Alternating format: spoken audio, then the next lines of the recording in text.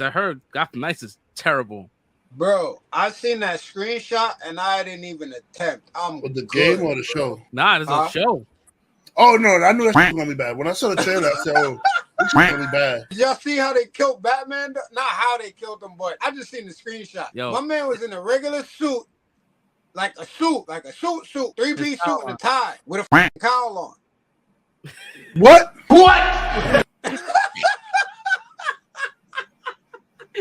Yeah. Batman in a 3-piece suit. Y'all gonna make me watch just to get a good laugh, yo. Like, this sounds almost as bad as Birds of Prey, yo. He doesn't want FOMO. He needs to be in the mix. He don't want to miss nothing. My man's like, nah, I'm staying over, y'all. I ain't going nowhere, bro. We're like the little brother, right? Now I'm staying up with the big kids. Yeah. It's funny because damn, Red. Yeah, bro. Yeah, and we in his ear right now. He's still not waking up. Yeah, that's what I'm saying. Like, Wake up!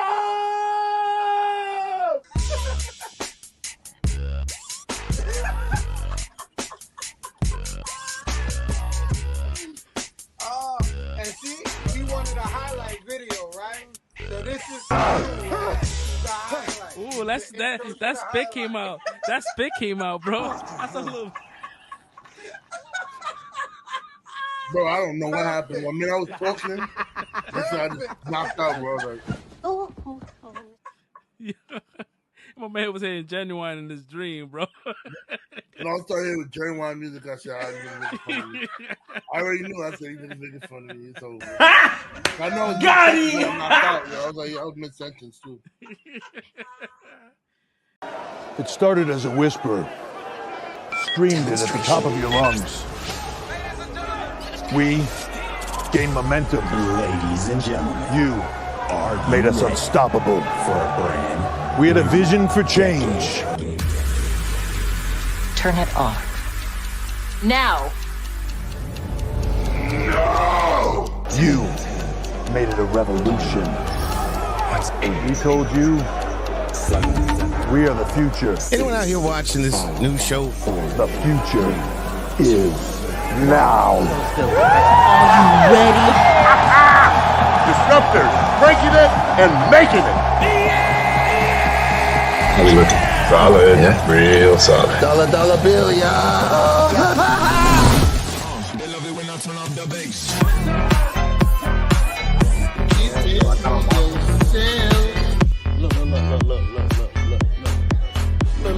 Look at this. Look at this. And that was without even a single drop of rum. Look at this.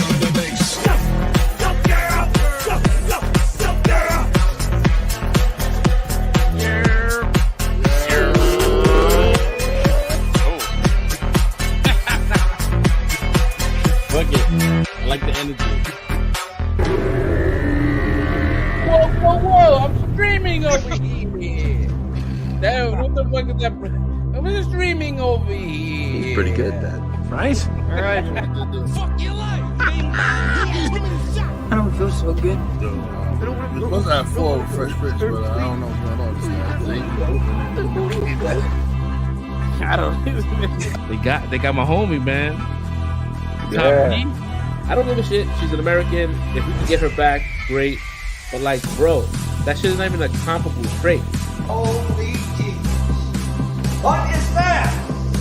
What the fuck is that? What is that private pile? Can you say Billy Silver? That was perfect. Hey, keep up with me. I'm like that little the tree stump from the Apollo. Good luck. He wouldn't know what that is. Showtime of the Apollo, I know that. They love it when I turn off the bass.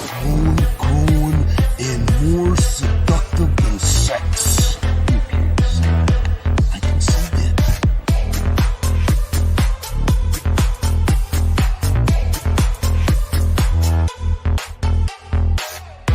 I'm not fucking riding fucking The Rock's dick either. Whoa. No, I'm not saying. I'm just saying. No, let's go. They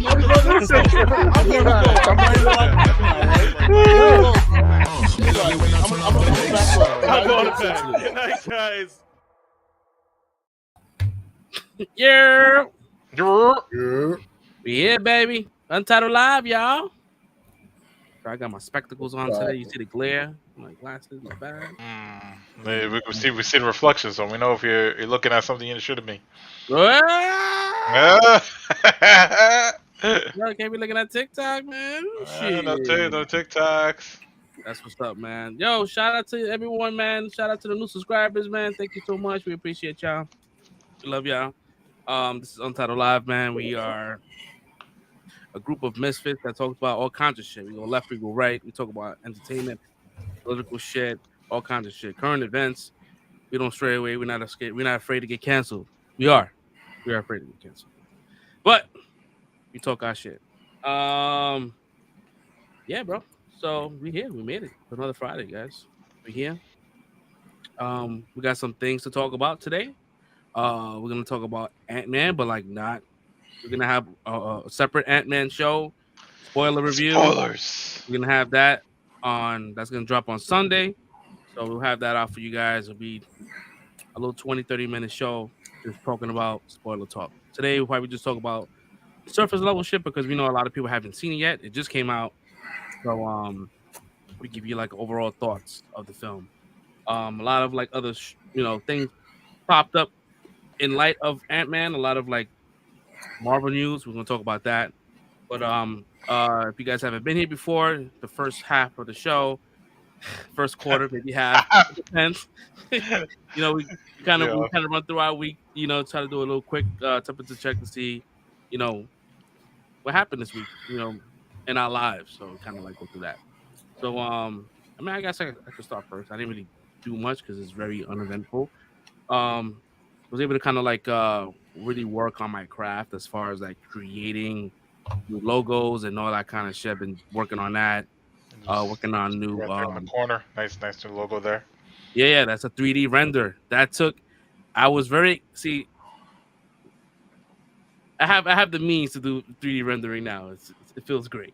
It feels good, huh? You got some new skills. Yeah, so like I'm able to kind of like do some shit, and it works. It doesn't take too much time out of my hands to do some 3D rendering. So been trying to do that, trying to work on new segments for the show, try to like elevate what we got going on already.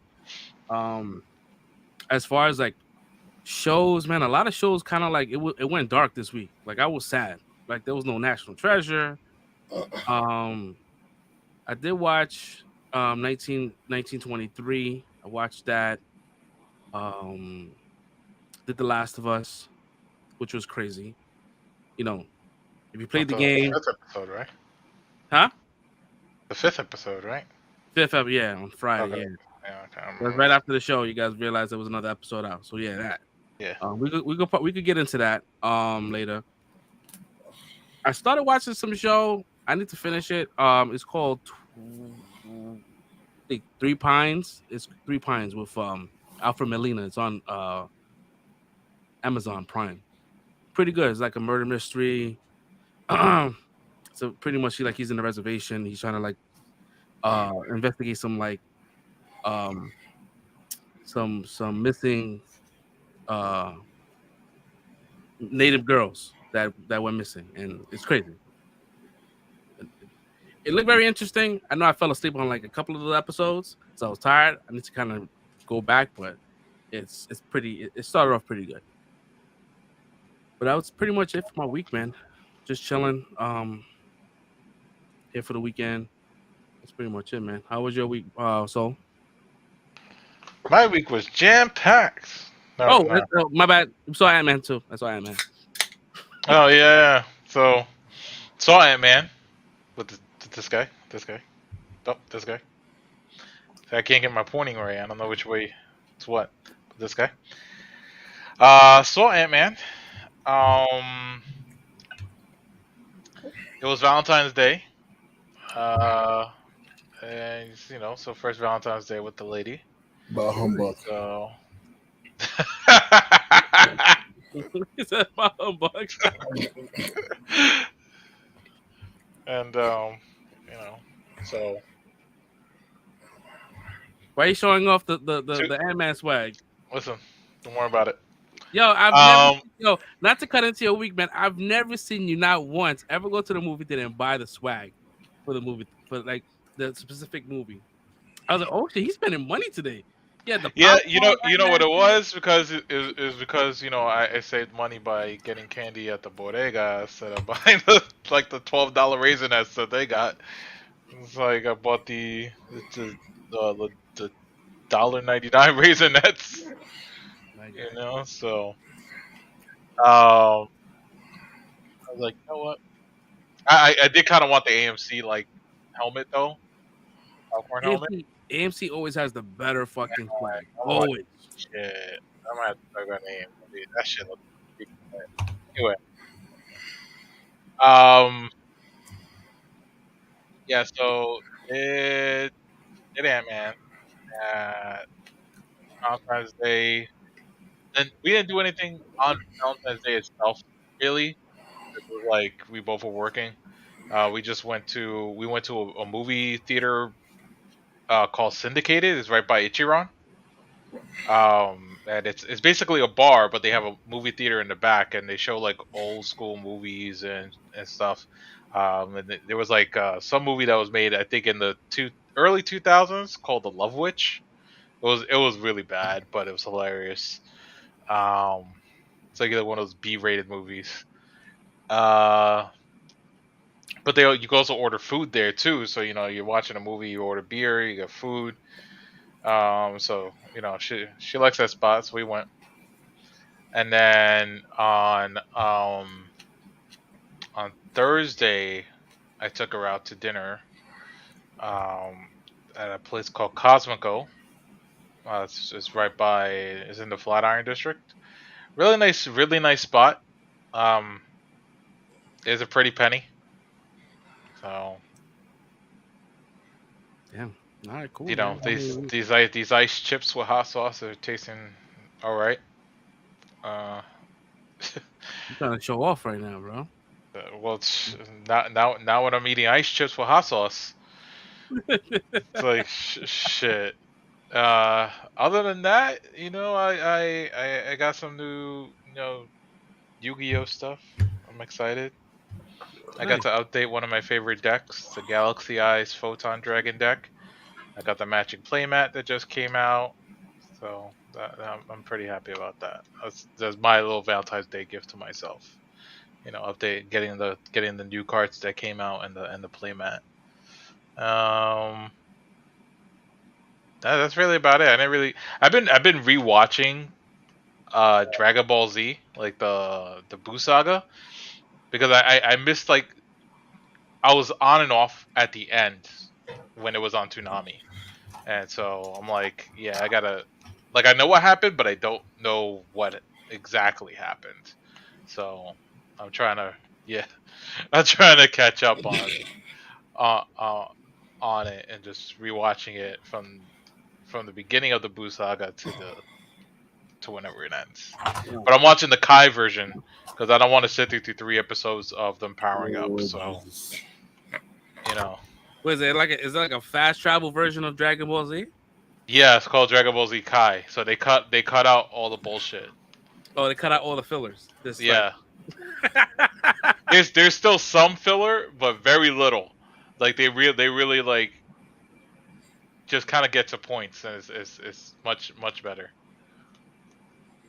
So that's trying to think, was there anything else? No, I think that's it. Yeah, it's pretty much my week.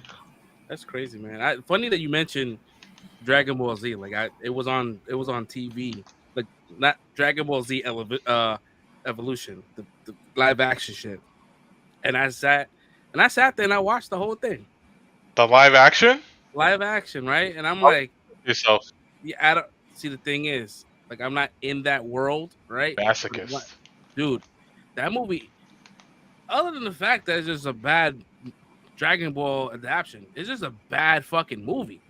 The fucking acting, the fucking flying around, that shit was just terrible. And the dude that played Goku was making these faces like he was taking a shit. He was he was trying to he was constipated. And everybody was like, overacting, and it's just bad. Oh my god, terrible movie. I can't believe that. I can't believe somebody sat through a meeting and pitched the idea of what they were filming and got the money to make it, and then the execs saw the movie and said, "All right, cool, good for release," and then it gets released. Like, what fucking blind motherfucker was watching this shit? I mean, they had to make the money up somehow, right? I'm just saying, from the moment I hear Goku's in high school, I'm like, no, cut, stop the cut. Goku's in high school. The moment I hear that, no, bad idea. No, scrap it. Piccolo looks like a fucking, like, I don't know, like a Piccolo's the dude from Buffy the Vampire Slayer, wasn't it? He looked like a Spike. scroll. I'm like, what the? Oh, was he? I totally forgot. I think it was Spike from Buffy the Vampire Slayer. I played Piccolo. Oh my god. Honestly, oh my god. This is so bad, man. But yeah, you know what? I'm sure there's an audience that likes this shit. There has to be a community. No, that likes they can't. No. Nobody. You think this? No. No. I have not heard one person say that movie was good. Like, I've not heard one person.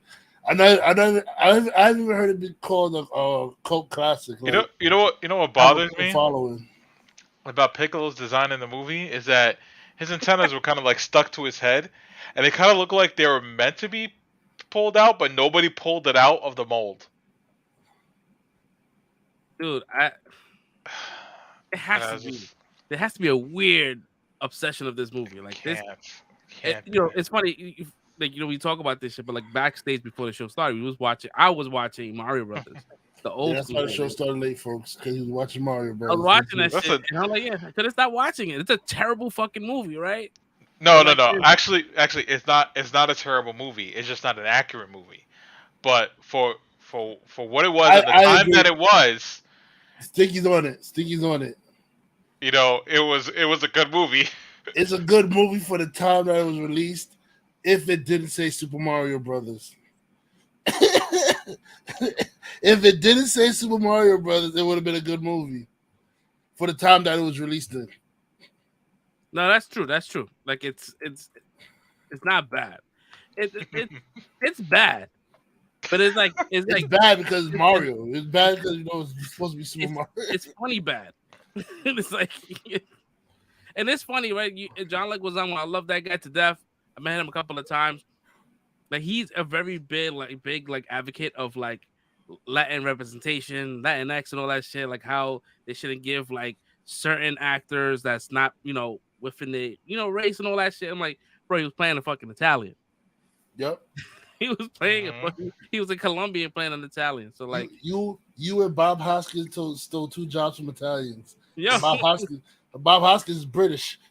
Well, actually, hold on. Going back to the movie, did he actually ever identify himself as an Italian in the movie? Because he says that his brother took care of him, like took him in and took care of him. So he's adopted. Their last name is Mario. Yeah, but he's adopted, so he takes the adopted name, Mario. What Hispanic do you know named Luigi? Because normally when you adopt a kid, you don't. He was adopted. Normally, I don't know. Correct me if I'm wrong. I don't know, chat. When you adopt a kid, like normally the name that the kid is, when you meet the kid, that's the kid's name. Unless you want to go outside of that and change it. But he probably took him as a baby. Maybe he adopted him as a baby. It was adopted, and Mario would be his father, not his brother. In the movie, he says his brother. I guess. Yeah, I don't know, man. Well, that's what's up, man. But Fresh Prince is here. Hello, what's up, sir? You made it. Connection looking nice and clear. What's going on, people? The stream looks good. All right. I fight. Hopefully, it stays this way. Yeah, word. Yeah, let's just keep it smooth. Don't ever bring up Dragon Ball Evolution again, yo. My bad. I'm just trying to get down to the bottom of this and find out there's like a community that likes this fucking movie. Like there is a thing. So I'll probably do some homework. If you come out and say you like this movie, you can't say that you watch anime. Like it can't be both, bro. You gotta the only way you can say you like this movie is you know nothing about Dragon Ball Z, you know nothing about anime, you know nothing about nothing, You just go and you watch the movie and say, "Oh, the movie was not bad to me." That's the only way I can see somebody like. If you know anything about anime or Dragon Ball or anything good about movies being good, you're not gonna like this movie, yo. And notice he didn't even say it was good. He said, 100%. "Yeah, it was all right to me." Yeah, it's bad. It's bad. I don't like to gauge movies based on like Rotten Tomato scores, but like the tomato meter was 15% and the audience score was 20. that's our part. No one likes this fucking movie. And and there's like ratings that happened this year and they're giving it 5 stars. So I'm sure someone is trolling, but it was probably lower than that. That's wild. Red, how was your week, baby? I was pretty good, yo. Well, it was a roller coaster. Oh, it was shit. good. Started up good, and after Monday, I got sick. Oh shit! I had like a cold. No, it wasn't serious. I think it was like a cold, but it made me miss 2 days of work and shit. Took me out for a little bit. Okay. I was watching a lot of anime. I've been catching up on Hunter x Hunter. Nice. So Wu-Tang come back, but I didn't watch it. I didn't get to watch it yet. I didn't catch the last season yet, man. You didn't catch all of season 2 yet? Nah, it's three seasons right now, right? So it's season 3 right now, yeah. Season 3. So I didn't see the second season. Yeah, I saw the first season. It was good. Oh man, the second season was good too. I'll check it out. I'm about to watch some new show with this guy Joe McHale about collecting animals or some shit. It looks like it's gonna be funny. I ain't get to check it out yet, but animals. It's like Animal Control or some shit like that. Like, oh, okay. And it's like it's a TV series, so I will check it out because it looks like it's gonna be funny. Yo, if it's dealing with animals too, I know it's definitely gonna be funny. And if it's Joe McHale, like that's automatically like it's gonna be. I also started watching one of Chef Ramsay's new shows, Next Level Chef or some shit like that. It's a cooking show where like you have a team that's on the top tier, the middle tier, and the bottom tier, and every week they compete for their team to be on the top tier. Like when you're on the top tier, you got the best of the best stuff. The bottom tier, you get like the least amount of resources and stuff like that. So every episode, that people battle to go to the top tier and stay up there.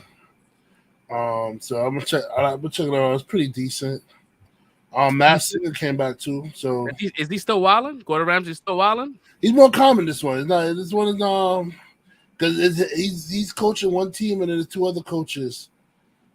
Oh, I haven't seen him wild out yet, but the dedicated show just started, so you got maybe when give him a chance. The competition. That motherfucker gives me anxiety, bro. When he loses his shit.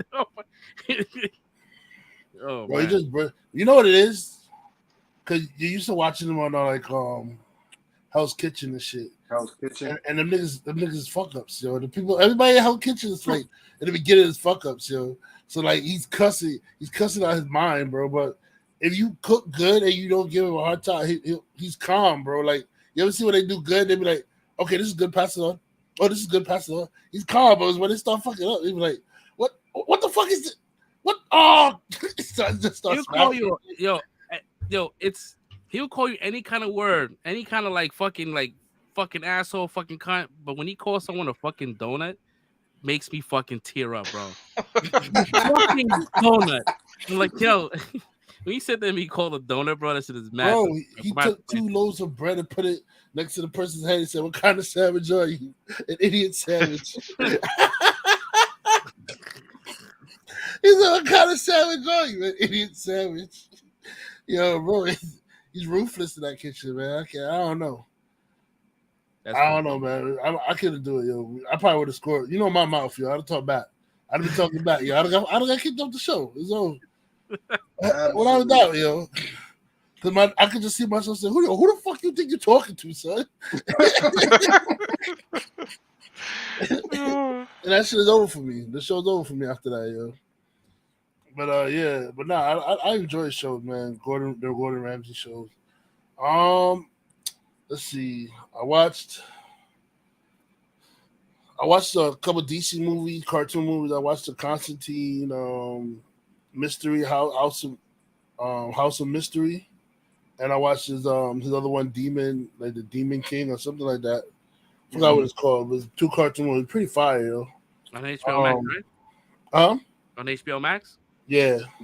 They got all these shits on it, bro. They have the House of Mystery is a continuation of it's like a small continuation of, I don't know if y'all saw Justice League Dark, the Apocalypse War. Mm-hmm. So that Justice League Dark. It's like the aftermath of that. It shows what happened to him after the events of Justice League Dark, Apocalypse War. When the Flash runs back and reset time and all that stuff, and it's dealing with the consequences of that situation. What else did I watch? I watched The Last of Us. The way the last episode was with the 2 guys. This episode was like that for me with the brothers, yo. Like I was like, damn. Oh yeah, that shit. Oh my gosh. This episode it got to be emotional. This episode they got me, yo. I was like, damn, yo, I felt it. They doing good storytelling. And you knew it was coming. Huh?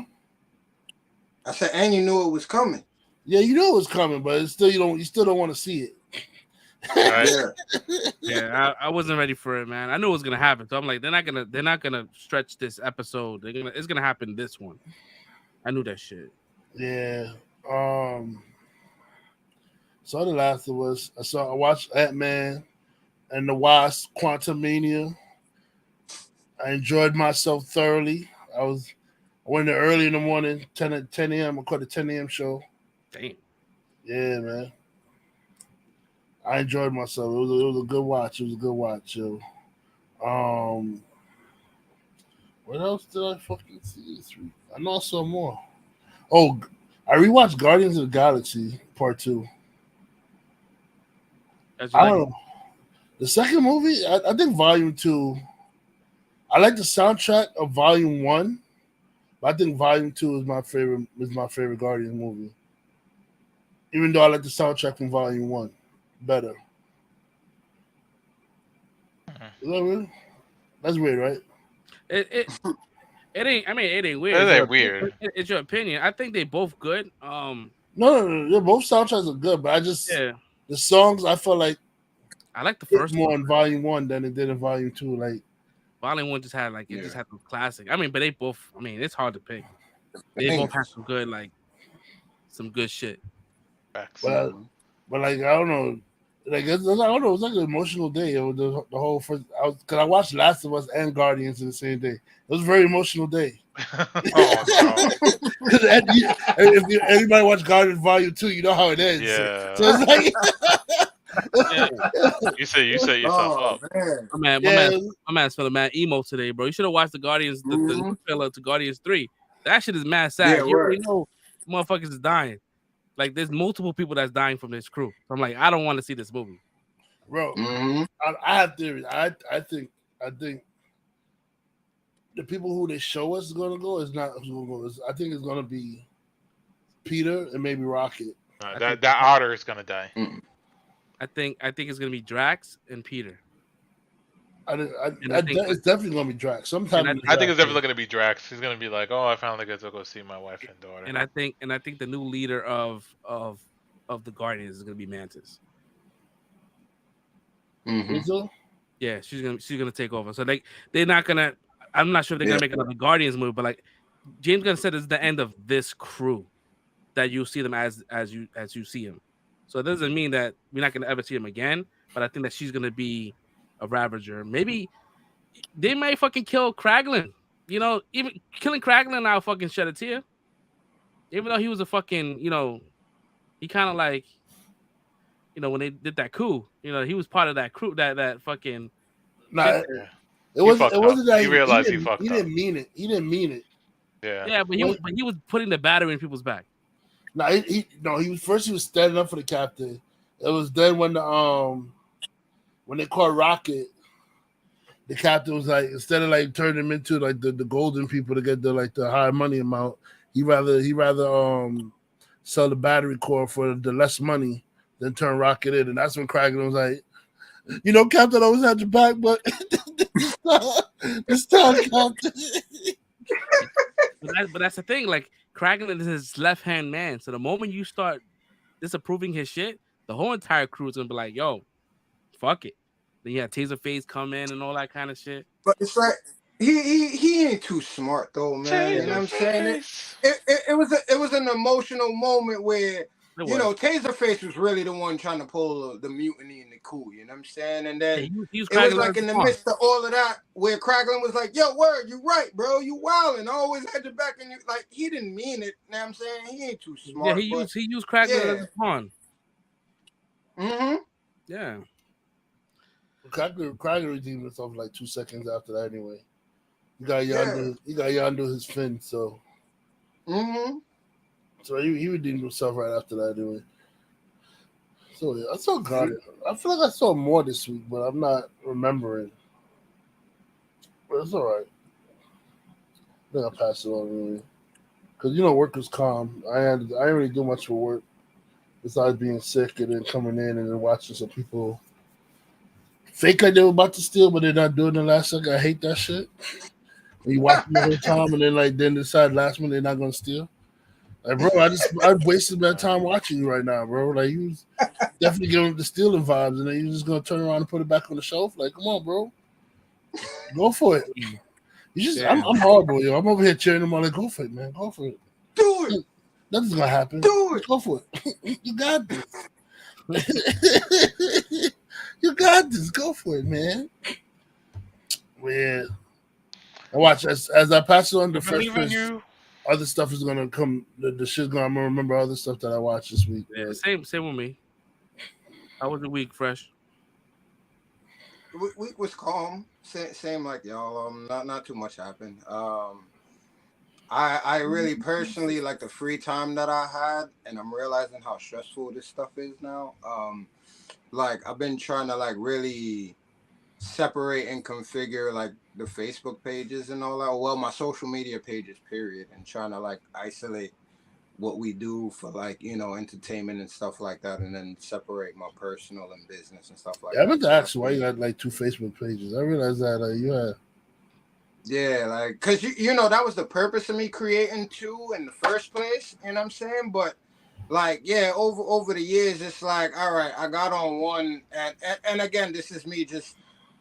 I don't want to say ignorant, really, but me just not putting in effort to figure out like how Facebook works. You know what I'm saying? Over the years, so it's like, you know, people get added and this and that. So like with my first page, I got to the point where I started seeing too much wild shit, and I'm like, I don't want to see all this, and I got too many people to start going through and start really, you know what I'm saying, dealing with what I want to separate. So I just started a new page, and then that's what I've been using for the past, I don't know how many years, you know, for work and business and, you know, networking and stuff like that. And then, you know, I just been using that. So like eventually, you know, especially what we doing now, like I've been like, you know, let me start actually separating these things. And, you know, we can monetize Facebook and things like that. So I'm like, let me start looking into these things. Let me try to start actually taking advantage of some of these options we have available to ourselves. And, you know, I started been really paying attention to that all week. So that's been kind of stressful, obviously.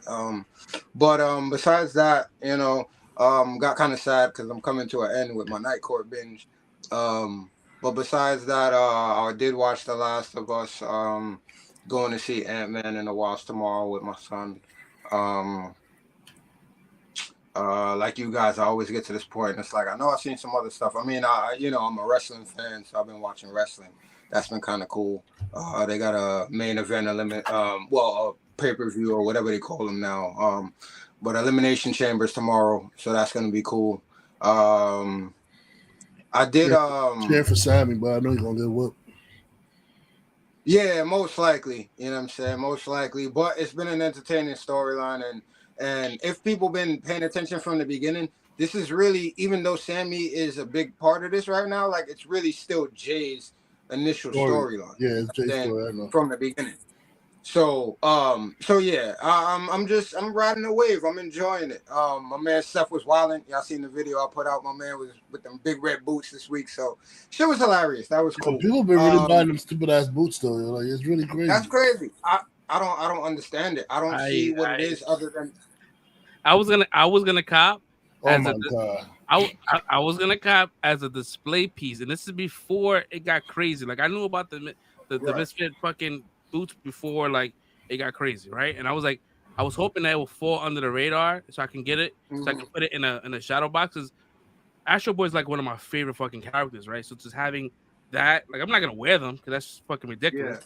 And the moment it got on social media, I'm like, fuck, and then the shit went crazy. It sold out like crazy. I'm like, damn, I couldn't even get the shit. The resale value is like 2,000. I'm like, all right, whatever, it's all good. Bro, people actually wear them shits. Yeah, that's what I'm saying. I'm like, damn, like as a toy collector, I wanted to get the boots as a piece because I think it looks it looks dope. It looks like it came off his foot.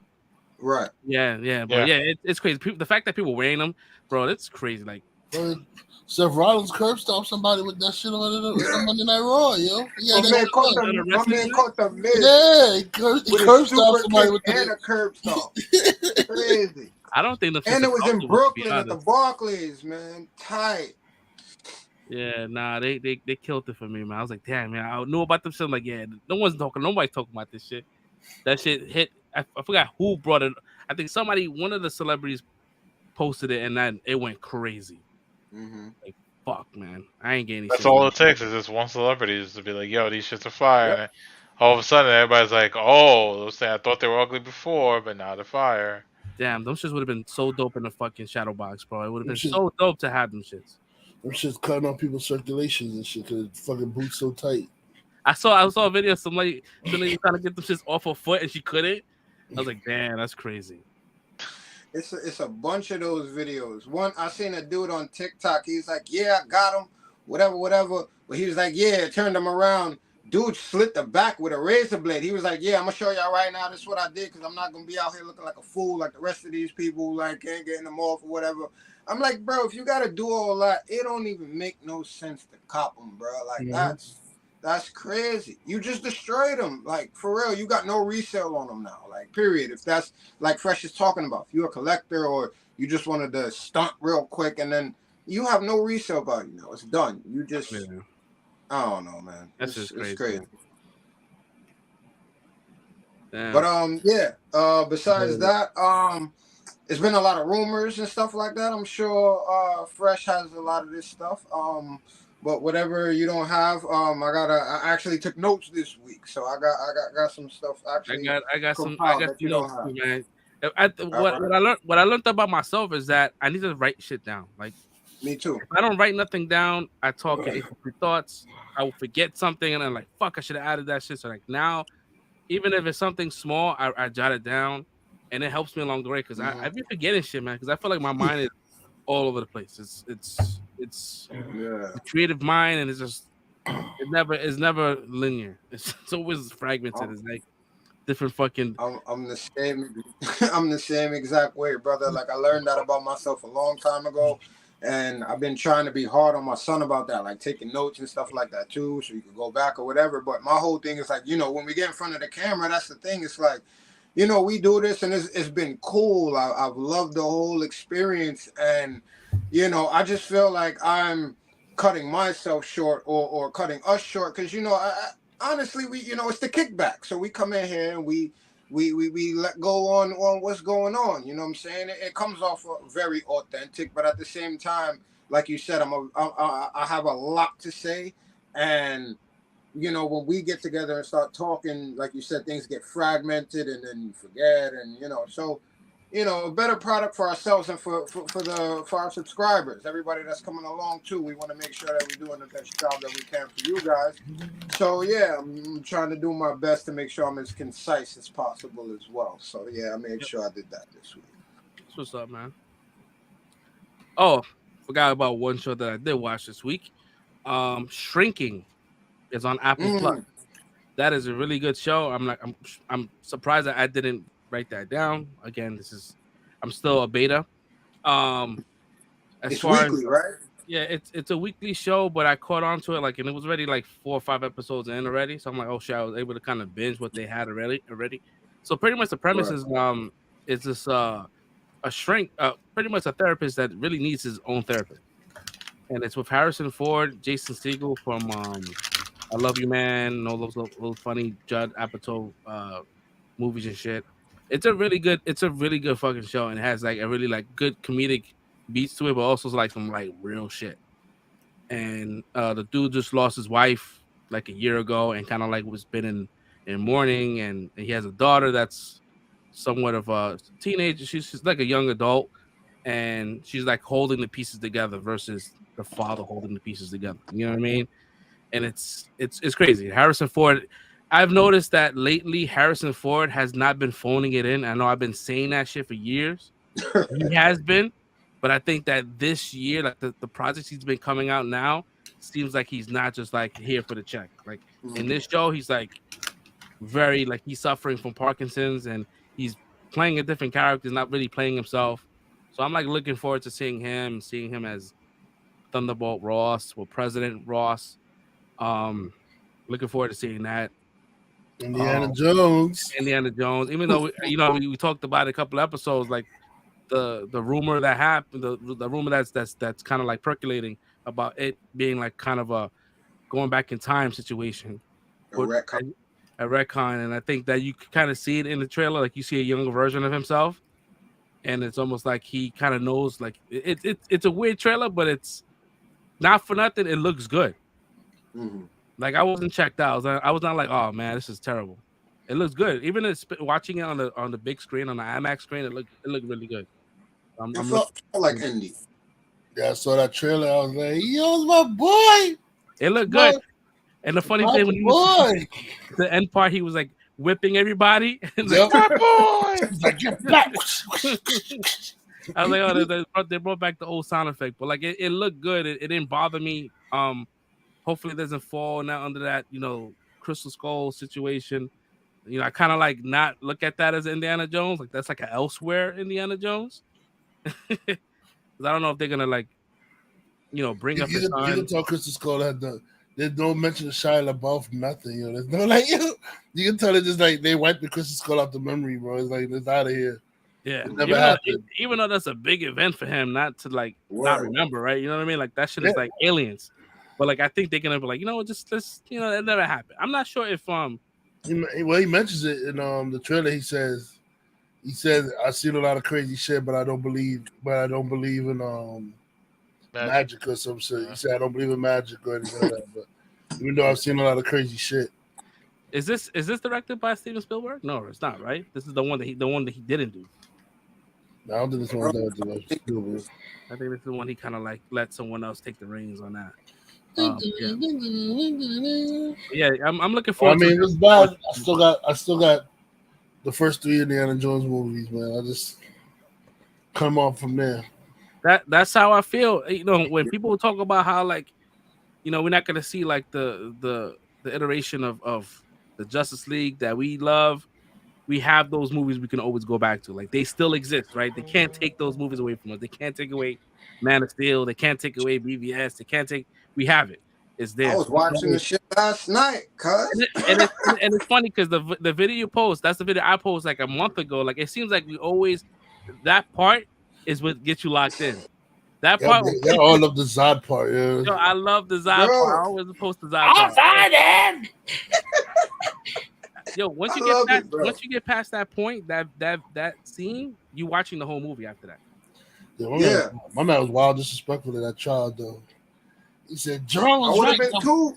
Say a bunch of morons and cow niggas spit at the elder. Jerome was right. Yo, my man spit at the elder like.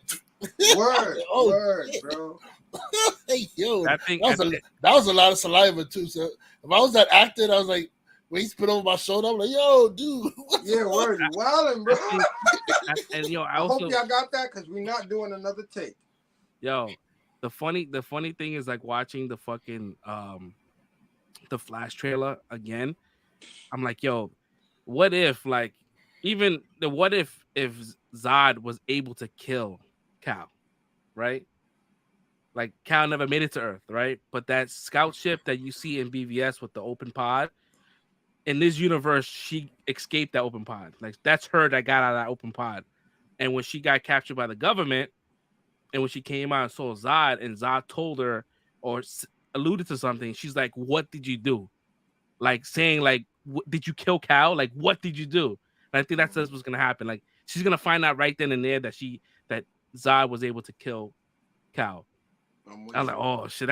I feel like if that shit happens, I'm like, fuck, man, how you kill Superman? But I mean, that's pretty dope because he almost killed Superman in Man of Steel. Like if it wasn't for the Mother Scoutias coming in, that rocket was locked in. Mm-hmm. So, yeah, man, superhero shit. You know what I mean? As I be feeling like fatigued in superhero films, when I talk about other shit that's in the future, I get excited about it. I'm like, I have battle wife syndrome, bro. I have Stockholm syndrome, bro. Like I just feel like they'll get better. They'll keep getting better. We all do. We all do, man. We all. Yeah, man. I don't have the fatigue yet. Like I do because it feels like it's a lot. Like we're not gonna get into any kind of spoilers. We're gonna talk about Ant-Man and the Wasp, Quantumania a little bit later. We're gonna kind of get into like just the overall thoughts. Nothing too crazy. I know it's fresh, hasn't seen it. We're gonna have our show drop on Sunday. I'm gonna have like a complete spoiler talk. We're gonna go fucking balls deep with this shit. All right. So if you guys haven't seen it, don't tune in. Wait until you watch the movie, then tune in on Sunday. But yeah, man. I had a good time. I had a good time watching Ant-Man. So, but we get into that later. As far as like, well, real quick, last thing. I just want to throw this out there because this is something like oddball, right? Also, did you guys? I did post something this week. I don't know if y'all seen it or not. But Moon Girl and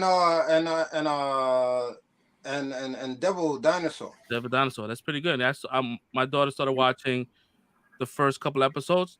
Animation is dope. Everything is like it's giving me Spider-Verse vibes, like the way it's done. But it's a really good show. I haven't like really like locked in, but like as I was walking back and forth from like from the kitchen to the living room upstairs, I'll catch little bits of it. It looks good. I'm like, oh shit, what is this? And mind you, I didn't put it on for her. She did it herself. So I'm like, oh yeah. So I guess the thumbnail got to her, and she was like, I'm watching it. She sat there and you watched that shit.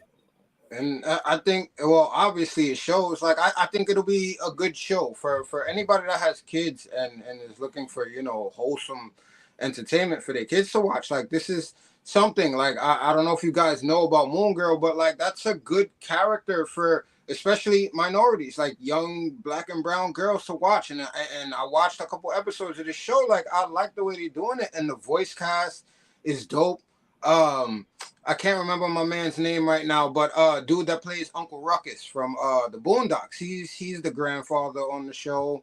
Alfre Woodard is the grandmother. Lawrence Fishburne is supposed to be on there as the Beyonder, but I haven't gotten to that point yet. But I'm like, yo, this is kind of dope. Like, and she's a young girl. She's a genius. Honestly, she's the smartest person in the MCU, but we're not gonna get to that point yet.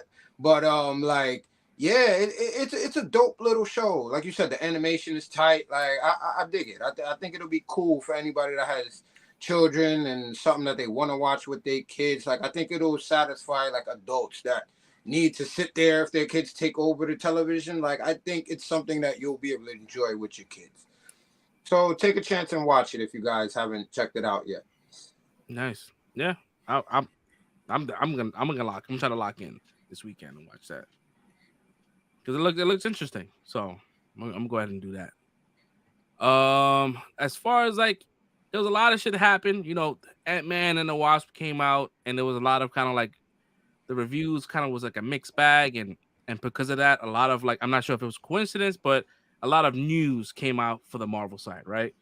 I don't know if they were trying to like play cleanup because of the reviews, but it doesn't matter. There were bad reviews for Ant-Man. It was great. But it critics, you know how critics are. Critics gave that shit like a 50. It's rotten right now. That's critics. Wow. The audience score is like 83, 90. So that's what I kind of look at more than the critics, because critics are looking for like these guys are like a lot of these critics are like writers, right? So they're looking for things that they will normally write, like different formatting and shit like that, and how like storylines go. Like us, we don't kind of like view the movies like that. So that's why I look at the audience score more than I look at the critic score. But So the Marvel got delayed, but it's still coming out this year. The Marvel's coming out in November. So that's dropping. They released. They're saying that the Spider-Man 4 storyline it's done. They're just putting ink to paper. That's gonna get done. They said that Tom Holland signed on for a new contract. We don't know what that contract entails as far as like if it's a two picture deal, three picture deal. We don't know if it's just a one-off. We don't know, but that's happening. Blade is shooting within the next 10 weeks. So I'm hoping that a director is announced soon because we need a director, right? What else? What else got released? Let's see here.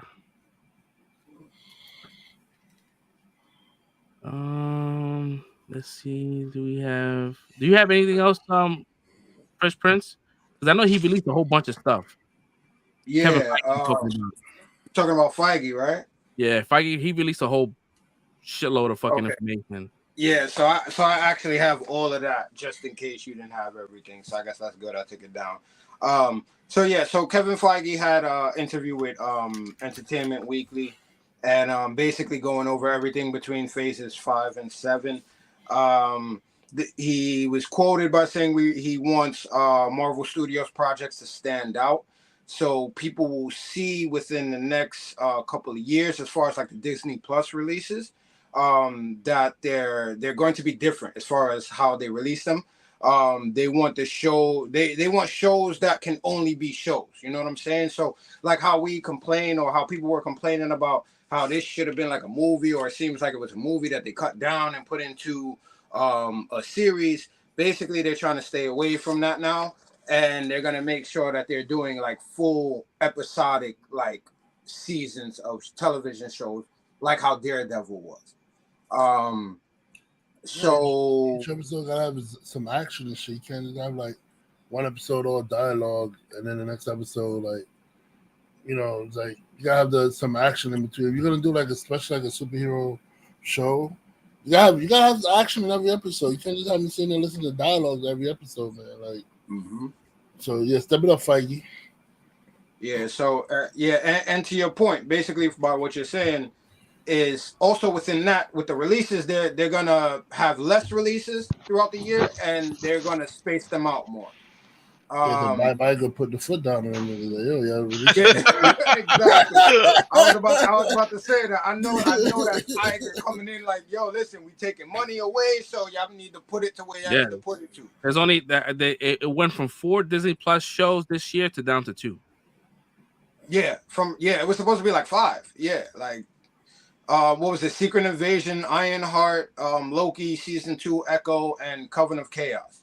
And right now, the only ones that are guaranteed, like Fresh said, is only 2. Is only Secret Invasion and Loki season 2, which obviously connect to Ant-Man Quantumania. I haven't seen it yet, but obviously I'm sure it's connecting to that, or the Marvels, which is going to be, like they said, they moved to November. Yeah, we said Bob Iger turn that up. Mutants, as far as mutants, he was asked about. The question was not about how, but when to introduce them, and they've been working over that for the past couple of years, but now they actually know when they're going to be introducing the mutants. So that's something cool. That's something we can actually expect now. The mutants that he's really talking about is X-Men. Right. Yeah. He should have said X-Men, but yeah, because mutants already been, you know, name was already a mutant. Yeah, exactly. You're right. Miss Marvel, they're mutants. Right. Well, he was referring to actually the X-Men, as far as like Fresh said. Going into the Marvels, that's going to be picking up directly after the events of the first Captain Marvel movie. Like not as far as the timeline, but the story. We're gonna find out what happened as far as the story. They're gonna continue it straight from there. That's gonna go into the Marvels and Secret Invasion. Feige was saying that there's a powerful scene with the 3 ladies that I know if you guys been into the rumors, we heard about this already with them teaming up, and he's basically saying that Aman Vellani as Kamala Khan basically steals the show with that movie. And a lot of people hello, saying it's that not the trailer hard. footage is incredible. It's not hard. Go Did ahead, you not bro. watch the first Miss Marvel? Sam Jackson stole the show from her. Word, right? Yeah. It's not hard to steal it from Brie Larson. Like, I don't think she can carry it. Let me see. So we got Captain America: New World Order is gonna start shooting next month. And Fresh already mentioned that's when our man is gonna be introduced as President Ross, and Bucky is obviously gonna be the leader in the Thunderbolts. Have you guys heard about the interview that Sir Patrick Stewart had recently? Yeah, I heard about him talking about he wants to come back, right? That he's open to come back. Well, they were asking him. Basically, he stated that Ian McKellen. They was asking him how he felt about his appearance coming back in Doctor Strange 2, and he said he responded well to it. And he basically was saying that he would have did something like that himself if he had the opportunity. And Patrick Stewart said, so for everybody else, don't worry about it. We're not done yet. We got plans. So he's basically spoiling that we got Magneto coming back. I don't know when, but probably in Deadpool most likely, or maybe even Secret Wars. Who knows? But at the end of the day, that's kind of alluding that we're going to see him again at least one last time in that role. So to me, that's kind of cool too. It was probably what I could think of, right? Me going through my like theory brain, right? Is that maybe Professor X sees a version of himself get killed by Wanda, and like learns about the multiverse then. And I guess if he comes in line with Deadpool and Logan, whoever, I think he's gonna try to explain what's going on with the multiverse and what's going like. So I think it's gonna be like a very like just a cameo, maybe. I don't think it's gonna be something serious. Mm-hmm. Yeah, but I mean, like, Red, I think we talked about this last week. Like, how many times can this guy come back and die? Well, he's like 4 times already, bro. I think 4 times, bro. Yeah. He died in X3. He died. He died in the Logan. He died again in Doctor Strange. Mm-hmm. And most likely he's gonna die in this one too. Yeah, he pulled the hat trick, so yeah. Well, no, yeah, because if they do Deadpool kills the Marvel universe, he almost bit the bullet in Days of Future Past too. Imagine this whole like him escaping and from the TVA is because it's maybe like an incursion is happening and that world is already dead, right? So he has to like, because I think incursions is gonna be a big part of everything. Incursions. So I say, hear that word getting thrown around a lot. yeah, it is. You're gonna hear that shit a lot. It's gonna be super annoying. You're gonna hear that as much as you hear Kang. It's good though. Like I guess I'll put it out now. I'm the only one that hasn't seen it, right? So with the reviews that have been coming out, like the Rotten Tomatoes reviews, it came out. I don't care about that. I'm like you guys, and hopefully for the people listening or people watching, you guys should be the same way. Like, do not put all your stock into these people. At the end of the day, we all have different views on movies. Like all 4 of us are pretty much very similar in the views that we have with a lot of things, but we all still have differences in what we feel in movies and in shows. You know what I'm saying? So at the end of the day, you should always give something your own proper attention and give it a judge from there. But to me personally, it's Ant-Man 3, right? Let's be serious about this right now. It's Ant-Man 3. We're not coming out here looking for Endgame. We're not coming out here looking for an Oscar-nominated type movie. I'm not looking for a masterful screenplay. Like, at the end of the day, for me personally, and we discussed this before, like, from Lovecraft Country, I was hyped that they cast him as Kang. And the possibilities of him and his diversity to play all different types of versions and subtleties within these different versions of Kang. It's like, that's what I'm here for, honestly. Like, that's what I want to see going forward. So as long as I get a very menacing and dominating performance from Jonathan Majors as Kang, I'm happy. I'm satisfied. As far as the rest of the story, I don't care what happens with the family. I'm going to be honest with y'all. I don't care. as long as the story and the context gives me more information as far as, like you just said, incursions, timelines, variants, time travel, whatever it is that we've been boggling our minds that they haven't given us definitive answers for, that's the only thing I want answers for. Like, I got kind of spoiled. I'm not talking about you, Fresh, but at the end of the day, I got spoiled for like what the mid-credit scene was, but I'm not even feeling like I'm spoiled. At the end of the day, it's something that I was hoping I would see, and I got it. So for me, I'm already feeling like I'm gonna get what I want from this movie. So as long as they give me those little tidbits, like I said about information, I'm fine with whatever else comes from this movie. So let's talk about it, because we we've been talking about this Ant-Man 3 and how we're gonna talk about it. We're gonna let's talk about it, right? We're not gonna like talk about any kind of spoiler shit. We're just gonna kind of give just our thoughts on it. So what I can see the issue of people having with this movie is that you come from a series where the show has been kind of like grounded. It's been here. It's been earthbound. It's never been like anywhere else other than the Quantumania, maybe for like 3 minutes, right? At one point in the second movie.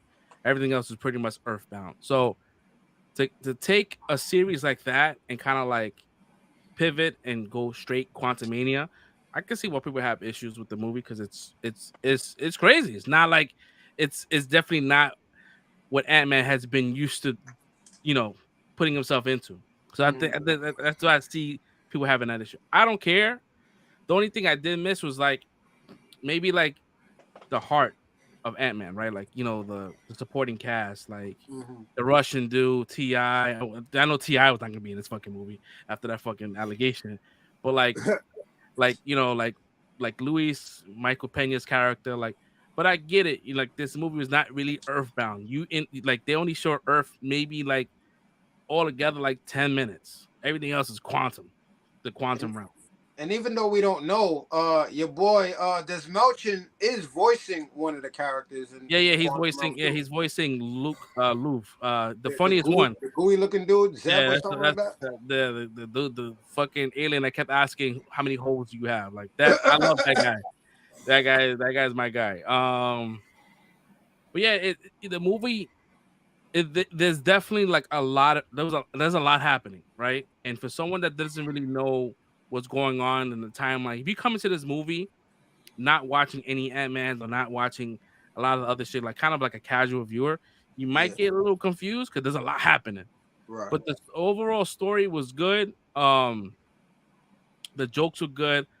MODOK was kind of like at times like it kind of got a little like I was like, oh, all right, cool. Like it kept scaring me, right? And I guess that was the whole point of him being an ugly fucking thing, right? Yeah. And I couldn't stop getting the George Lopez Spy Kid, yeah, motherfucker. But it still looks like that in the actual movie. Yeah, it kind of like it the aspect ratio, and I think that's and this is the reason why Marvel's kind of pivoting on spreading things out, giving the VFX artists more time to polish things out. Like moving Captain Marvel's 4 months in advance gives them 4 months to polish the movie, right?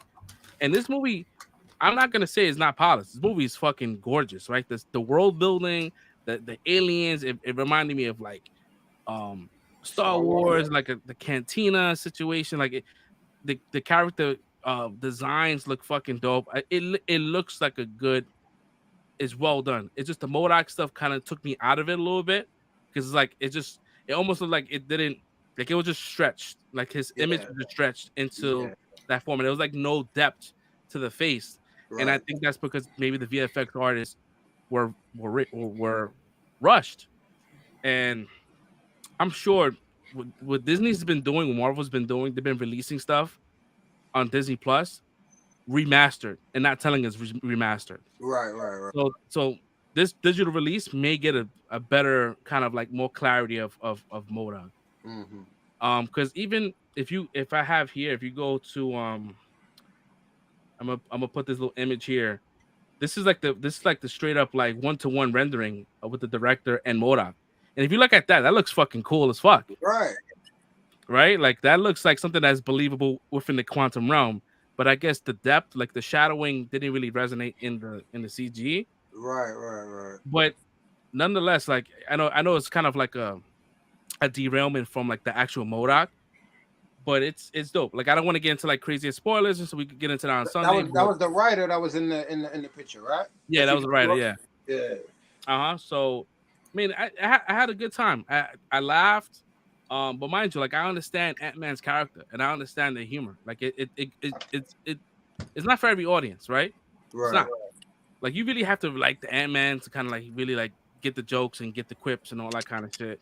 Jonathan Majors, I mean, again, I think they wrote this movie to make him shine, and he does a really good job.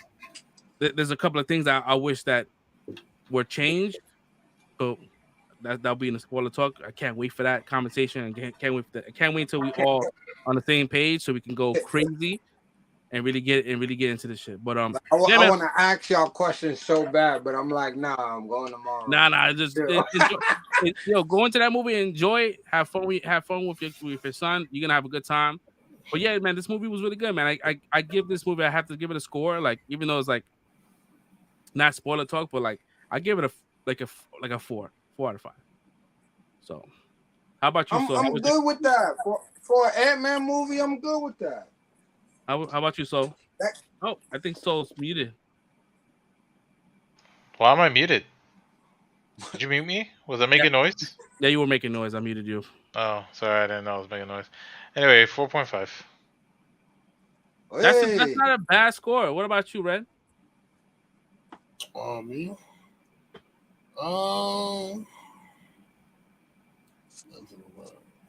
I know it's fresh, so like it's I feel like this immediate thoughts. You can always change it in the spoiler review, bro. Yeah. I mean, get into the. I mean, yeah. Give us your initial thoughts on how this movie like resonated with you. I mean, I'm not gonna try to talk about it because I don't want to slip. It's hard because anything is a slip, bro. Everything is a slip. They did release a lot of footage and scenes though, but yeah, I ain't gonna press you. But I feel like this movie, it had to be made this way. Like it couldn't be Ant-Man back in the real world doing Ant-Man stuff. Like I feel like he had to go. Like knowing now that I see now why they chose him to be the one to introduce Kang into the MCU. Like the Kang we're gonna be having known as the villain or whatever like that into the MCU because he can't go back to like doing ordinary like heist crap or whatever he was doing in the first 2 movies. He has to deal with a lot more now. Now that he's been through Endgame and stuff, he has to step his game up and everything like that. So like having to deal with having to go in the quantum realm, and then like having to be the first encounter to like the first person to encounter like true Kang, because I mean Loki, even though Loki encountered like the one he encountered one version of him, but it was like the good version of him. You know what I mean? Like this one, it's not a nice guy. Don't let it slip. Don't let it. No, I'm not gonna say that. This one is not a nice guy.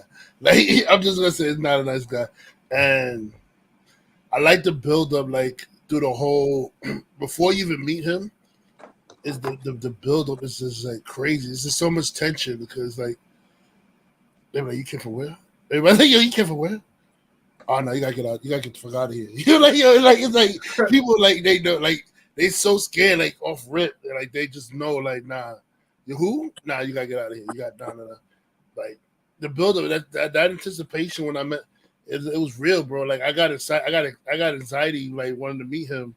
And then when you meet him, you're not disappointed, yo. Like it's like, yo, this nigga, you know, like, bro, like you're not disappointed, bro. Like, yo, and not to mention the movie's not woke. It's not woke. No, there's nothing. Everyone gets your shine. Everyone gets your shine. Bro, like I went into the movie and like I thoroughly enjoyed myself. Like I connected with the story. Like even the human story, like but what that didn't involve Kang, I connected with that too because you know Scott is just like a father trying to regain. In this movie, he's just trying to regain time with his daughter and stuff like that. He missed out on so much. That like, I felt that, like, you know, I felt that story. I felt the Janet Van Dyne story of her little dealing with the quantum realm. I call it quantum mania. The quantum realm, her dealing with the quantum realm and stuff like that. Like, I connected with all of it, bro. Like, and I thoroughly enjoyed the movie. So, I mean, there's room for error. So I'm gonna say 4.5. I know I did extended thing like Stinky. I could have just said 4.5 like Stinky and kept it alone, but yeah, it's 4.5. Yeah. I want to say 5, but I feel like there's room for improvement. So I would say Yeah. 4.5. They did a good job. They did a good job, right? So, like, one of my gripes, right, about Ant-Man, the second one, right, is that they kind of focused more on the Wasp, and they kind of made Paul Rudd kind of like the dumb character, right? Like, they didn't make him like, he went from like super Isn't he always smart. a dumb character? He was dumb, yeah. And the first one, he wasn't dumb. He was just like, he was smart. Like, he was able to kind of like hack into. He was able to hack into certain. He was smart, but he was dumb at the same time. Like, no, he just made dumb decisions. Yeah, right? He's just goofy. He's not. Yeah. Dumb. So like in the second one, they kind of made it seem like you know, he would just say dumb shit like, "Oh, what do you mean?" Like, you know, it was almost like he didn't understand what was going on, and they kind of like elevated the Wasp's character, right?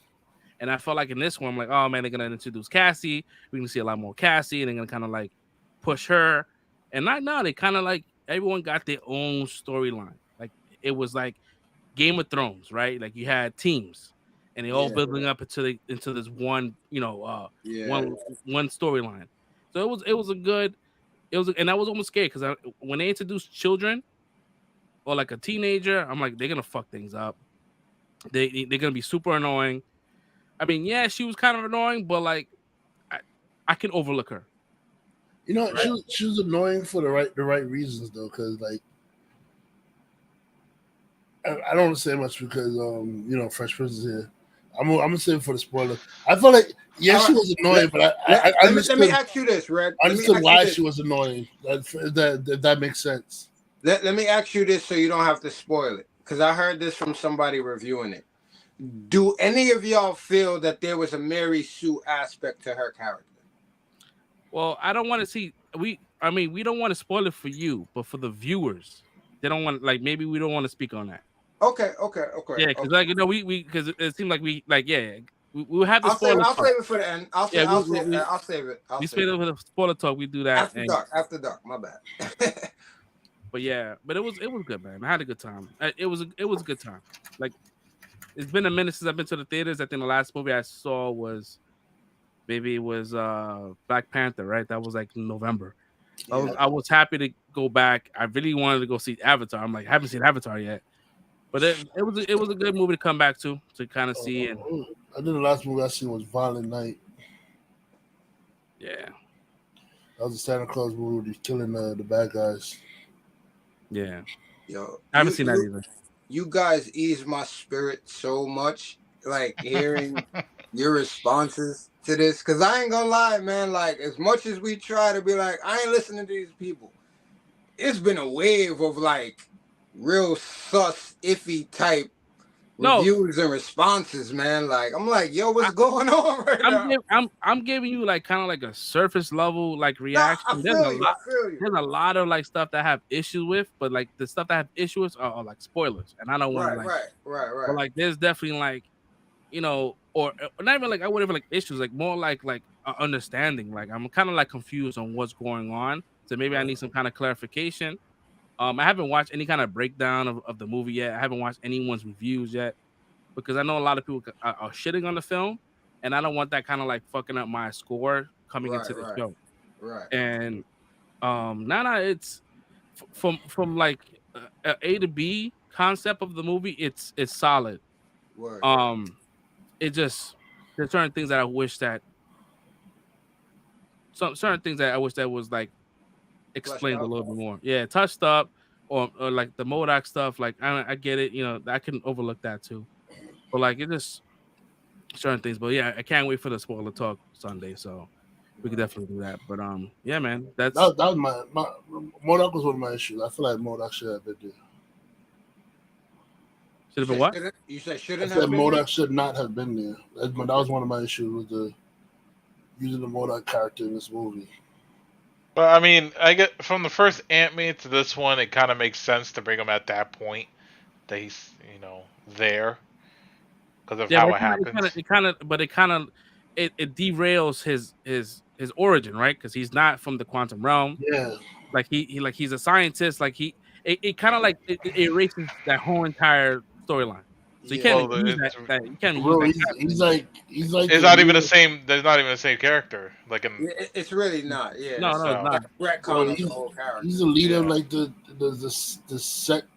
I want to say the second biggest criminal organization after Hydra. Like he's the leader of the second biggest criminal organization, and like they had him down. Like, that was my only issue. Like he shouldn't have been in the movie. Yeah, but he was cool to look at. I enjoyed him. Don't get me wrong. I enjoyed him. It was fun. It was cool. His weapons look fucking dope. I love the way that, like, when he was masked up, when he had the armor on, I'm like, he looks dope. Like, just the overall like design. Yeah. His introduction into the movie was fire. Don't get me wrong. He was MODOK. It was MODOK. It was very well done MODOK. It was MODOK.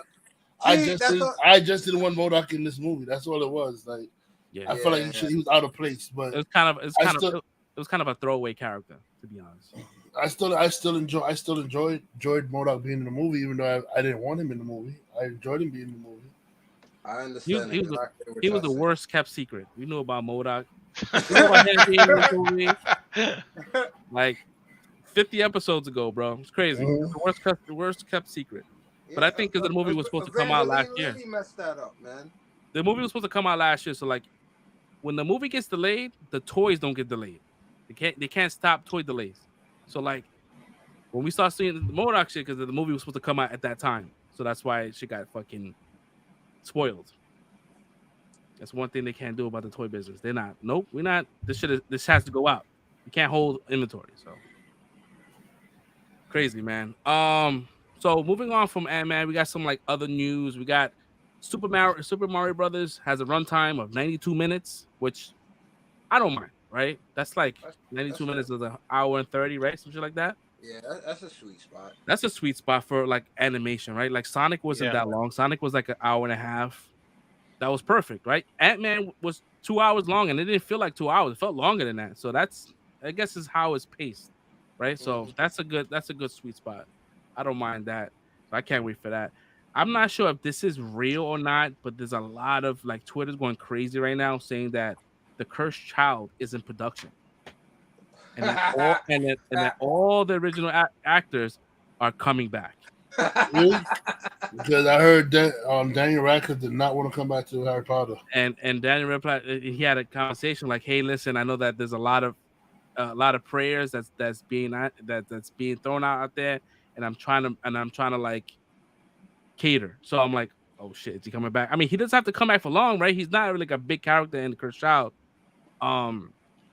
But if he comes back, I guess with the whole like Hogwarts legacy selling like crazy, like they're like, let's ride this train of because regardless, this game got fucking boycotted like crazy, but it made the most amount of money. So they're like, all right, cool. So like they could boycott this movie, it's still gonna make. I think people just bought this game to give the middle finger to the LGBTQ because like people tired of this shit now, bro. Like like. Every 2 seconds, y'all want us to boycott some shit, like bro, like chill. Yeah. So you have that's coming out. I'm not sure if that's true or not, but there's a couple of like places that's reporting this, and it's also like a Twitter trend right now. So I'm not sure how. I know that Rupert Weasley. Ron Weasley wants to come back. You had the right name. He wants to come back. He wants to come back. So of course he wants to come back. What are you doing? Hell yeah. Wasn't he in some like TV series recently? Yeah, he is. Wait, hold on. I must be bugging because I only watched the trailer. Isn't he in the M. Night Shyamalan movie? Yes, he is. But still. But I don't think he has that issue with like him only being recognized as Weasley. Yeah, he's. I mean, I don't think he has that problem. He doesn't have that. He doesn't care. He embraces it. I doubt he's getting showered with scripts. So yeah, I would take it too. Yeah. Because he's a ginger. It's messed up how they treat gingers in Hollywood. Yeah, man, that's messed up. Man. I'm not saying that's what it is, but if that's what it is, that's crazy. Y'all wildin'. Yeah, man. So we have another. What the hell was that? All right. There was another Twitter trend that's out there right now that Zach Zalak, I can't say his last name, but you know how to say it, right? Galifianakis. Yes, he got cast in the Lilo and Stitch movie as Stitch. So he's voicing Stitch. Were they doing a live action? They're doing a live action. Yeah. Jesus Christ.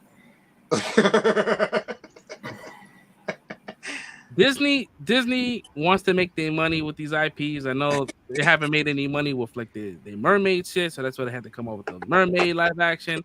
I saw the new trailer. I was like, oh man, yo, Ursula. I was like, oh god, yo, Don would have a field day right now. He found out that Melissa McCartney is playing fucking Ursula. He loses shit. It didn't look bad. She's gonna sing. Unfortunately, they're probably not gonna have her sing. You only can see her eyebrows. You can't really see a whole, but she has. That's what I'm saying. She has the animation accurate eyebrows. They're gonna have Melissa McCartney sing "Poor Unfortunate Souls." Yo, listen. I don't know if she sings it or not, but I've been hearing people that have seen certain shit saying that part is phenomenal. So I don't know if she does it or not. But I've heard of that part, and they have it in there, and that part is phenomenal. So I don't know. I'm gonna wait. I'm gonna wait to pass judgment.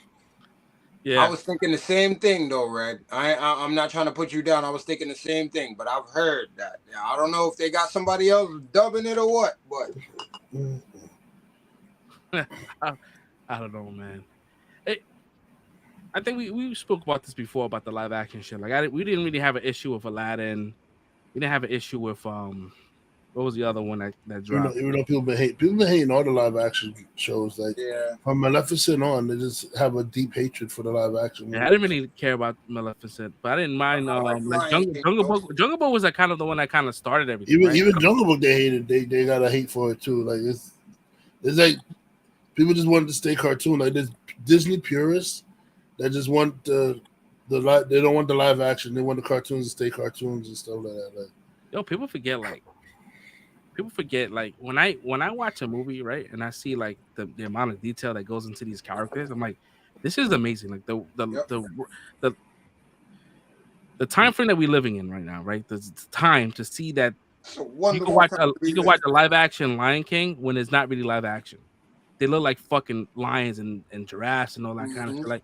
Like people kind of like they see it and like, oh, this is crap. I'm like, yo, bro, like these artists make some shit look lifelike, right? That it's crazy. People kind of like discount that kind of work, and I look at it like this is amazing, bro. And the fact that even with Jungle Book, you had that one kid that acted his ass off. He had nobody around him. He had Jungle Book was really good. And shout out to my man Jon Favreau for directing that kid too, because that is amazing. Oh, but Shere Khan, oh my gosh, that's it. That was the most vicious Shere Khan I've ever seen in my life, bro. Yo, that shit was good, bro. Then he went in front of the whole Wolf Clan, bit their leader by the back of the neck and threw him off the cliff, bro. I was like, yo, this Shere Khan is wilding. Yo, he's wilding right now, bro. Shout out to Idris. He's like, the man cub is not here. I didn't say get rid of the man cub. I said bring the man cub to me. Word. I was like, oh. Word. I was hearing, and there was a thread on Reddit that they're trying to get Jon Favreau back to Marvel, like help out Kevin Feige because there's a lot of things happening with Kevin Feige. He's dealing with a lot of projects, right? I'm like, that doesn't sound too good. You bring leave him alone, man. Let him and Filoni take over Lucas verse, man. Leave him alone. Because we still got that Kevin Feige, Star Wars project that he got going on. Mm-hmm. So there's a lot happening. I'm like, damn, bro. Like, Feige he could use the help, but like I guess it has to be. Favreau was Iron Man, right? Favreau was the Iron Man movies, right? Yeah, man. The kickstart to all this shit. He did phase. He was almost like the Kevin Feige, like underneath Kevin Feige for the first two phases. He was very instrumental in the development of this universe, man. That's why I'm saying leave him in the Star Wars joint, man. We need a whole new direction for that, and it seems like they got something going. So leave him over there, man. He literally went on to touch Favreau, bro. Like leave Favreau over there, bro. Yeah, man. Now Favreau, he's a genius, man. I fucks with Favreau. I think Favreau does a really good job, and he has you can tell like he cares about properties. Like when he's attached to a project, like he really cares about it. Like movies like Chef, like you could tell he embodies these characters, man. Yeah, I don't know, man. I think that Kevin Feige needs. I think it's not. Disney doesn't really care about, like, they care about the audience score, but they really care about the critic score more than anything, right? This is like the investors look at critic scores. They don't care about what the fans are saying. So like the people that's putting out money is worrying about what people have to say about these projects. So I think that this being the second movie to have a Rotten Tomato score doesn't look good for Kevin Feige and his team. This movie's gonna make money. They're gonna say, okay, fuck that score, because when they're like word of mouth is gonna go out, like by regular audience members, and they're gonna talk about how good the movie is, and it's gonna make money. This movie's gonna make money. It's not gonna bomb like Love and Thunder. It made $17 million Thursday night. That's I mean that's not bad. I mean because if you count 17 times the next Friday, Saturday, Sunday. It helped out rating all day today too. Today was a rainy ass day. But like I think the investors kind of like look at that kind of feedback versus the audience score. So hopefully, this doesn't change anything. But I know it did because Kevin Feige did come up with all that information. It seemed like it was a coincidence, but maybe this is something that to help out, what's happening down the line. Like, but the thing that kills me is like one dude was talking. I posted like after I saw the movie, I posted that movie was fire. Go see it, blah blah. So dude hit me up on Instagram. One of my homies hit me up on Instagram. And he's like, "Yo, I was hearing from people that like Kang carries the movie, or that it's not even all that without Kang or whatever like that." And I had to set people straight a little bit. I'm like, bro, the story was all right. The story wasn't bad. Jonathan Majors do steal the show. But I said, are we going to call a movie bad because the villain steals the movie? Like, so if we go by all accounts of that, The Dark Knight is about. I was going to say that all the bad movies are awful. By that account, The Dark Knight is a bad movie. Then, like, if we're going to go by that. You talking about The Dark Knight? All three of them movies, bro. The villain. People forget he legend carried that movie. Like he legend carried The Dark Knight. It's people. You know what it is? It's people's narrative, right? Because if the movie does really well and has a tomato meter is at 80-90%. Oh my god, this is great! Look, this is what it got on Rotten Tomatoes. But when the movie does bad, you're like, oh man, I don't really care about the Rotten Tomato score. Like it's all about what falls in line with your narrative, right? So if I was to go by based on Rotten Tomato score, I shouldn't love Man of Steel. I shouldn't love BVS. All those shits got fucking Rotten Tomato scores, bro. You shouldn't love Bad Boys 1, 2, and 3. You shouldn't love none of these fucking movies. Man of all that shit rotten scores, yo. Man of Steel is our fucking, between all of us, is our classic fucking film. Why is sitting at a fucking 40% Rotten Tomato score? I don't care what. You know what I mean? Like it doesn't matter. That's why I don't go based on that. I go based on, if I was gonna go based on any score, it's audience score, because those are the people that's spending money to go watch these films, to go out their way to write these reviews without having to worry about getting a check or getting paid from their employer for putting out a review. You doing this shit pro bono? I'm gonna listen to the person that's doing it for free. Right. So. Real quick, can I just say this? Because like you just said, we all love this movie, right? Like, when I watch, we didn't even talk about this yet, whether we are or not. Like the trailer just came out for my guy, right? And my son is like, yo, all right, the trailer's mid. I'm like, bro, what? We talking about? He's in the trailer's mid. For the Flash. For the Flash. Ah! Bro, I'm like, what? Are you kidding me? But of course, that's not. Let me put this out there. This is not my shortcomings as a father. You know what I'm saying? These generation of kids. You know what I'm saying? Like it's like me. You have to beat these kids over the head.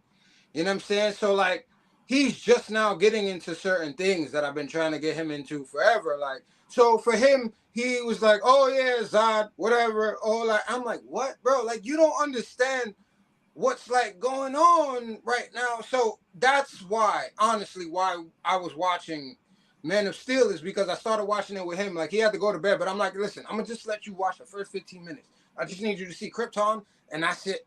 And then we'll watch the rest tomorrow when you get home from school. Like, so from him watching that, he's like, oh, like, yo, Dad, like, I understand. Like, I'm so happy. Like, I'm old enough that I can actually understand a lot of these things now. Like, as far as, like, context and other things that are going on as far as storytelling. And, like, and we finished watching the movie today, and, like, he loves the movie now. Like, he already loves the soundtrack because, you know, I play that shit regardless. Like, so I love that score. Hans Zimmer, shout out to you.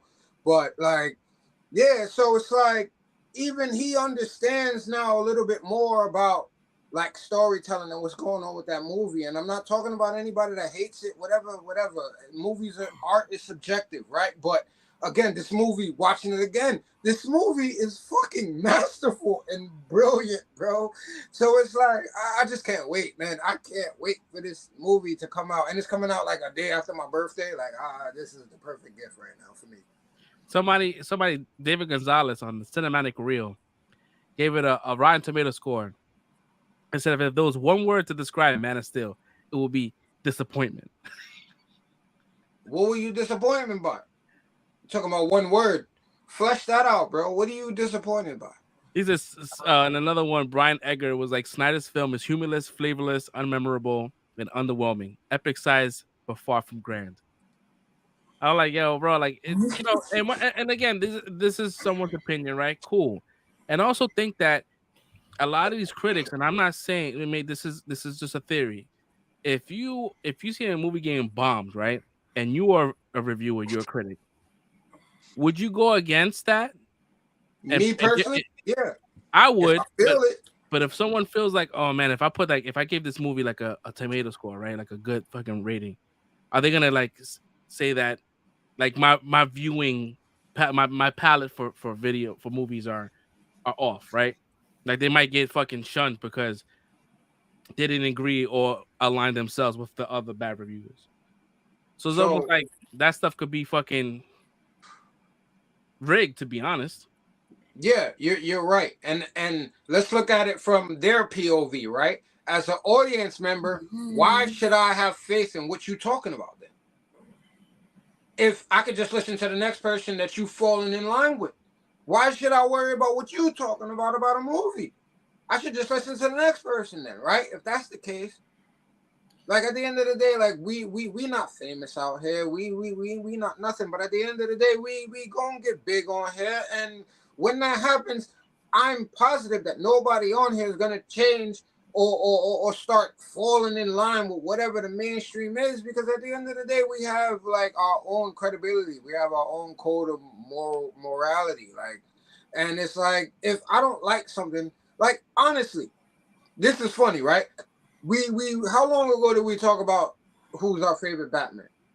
And I said Keaton, and everybody on here laughed at me, right? And now here we go, fast forward to how many, how much longer. I just highly disagree with you, but I didn't laugh at you. All right, I know I laughed at you. I it's just highly cool. disagree with you. The point is like for people that feel that way, right? It's like a lot of people might come at them like that, like, yo, I highly disagree with you, and and it's cool because everybody is valid to have their own opinions, right? But to me, I'm just so hyped that right now we got a Flash trailer coming out with my dude coming back as Batman, and everybody's hype about this shit right now. So to me, it's a little bit of validation. Like, it's like, all right, for everybody that was, and I'm not talking about y'all, but for everybody else that was clowning, like, oh, that's the old school shit, and it's no CGI, and da da da da da, and he can't turn his neck, and all of that, right? It's cool though, but he still can't turn his neck now. But y'all still wilding in this trailer though, right? So to me, it's like, he was go. He was the shortest Batman too. He was like 5'7". Exactly, right? Like, so at No the end chin, of the day, yeah, no jawline. He was just all lips. That was his thing. The lips. It was his lips. and we got that, right? These lips came right back and said, yeah, I'm Batman. And everybody lost their fucking shit. And I'm with it. So yeah, I'm hyped, man. I'm hyped. As a fan, again, like you said a little while ago, Fresh, it's a beautiful time to be alive right now. I'm a fan of all of this stuff, man. But it also helps when you have a director, right, that is not looking to shit on other directors. But shout out to Muschietti. Muschietti, he filmed the movie like how Tim Burton would film Batman. Yep. And then he filmed Batman's Ben Affleck like how Zack Snyder would film him. Yep. Like he's not shitting on other people's shit. Like he's trying to connect, and he has a really hard job to have them do that. And hats off to fucking Andy. But yeah, man. And if people know about him, like, he's known for like his use of color. So like going along with what you said, the way he distinguishes the color and the shots and the aspects of all these different, like, it's great because he's paying homage instead of trying to shit on everything else that came before. Listen, we're trying to merge everything, so that's pointless. So yeah, I'm so happy with this, man. Go ahead, my fault. Go ahead. No, I was just saying, I like with the trailer when they showed the different bat suits, and how you notice like the suit he wore from Batman 1 was all dinged up and was busted up, and the suit he wore from Batman 2 was also dinged up, and then the other suits were nice and pristine, and then he had the blue and gray suit on the side over there too. Where I was like, yeah, I said that was a nice touch. I see yours. Because I think his Batman is pretty much like almost parallel to Ben Affleck's Batman, right? Like even Ben Affleck has the blue and gray shit, and if you look on the right hand side, he has the desert one, like the nightmare sequence. So I think it's all kind of like parallel. I think parallel universes. I think the Batman, the second suit should have been like headless, if anything, because he had to rip off his helmet. He had to rip off the cowl. Yeah. And I think that would have been dope because they were like, all right, no, there's no helmet, there's no cowl there. But he did have mad cows back in the day. But you know what's funny? Yeah.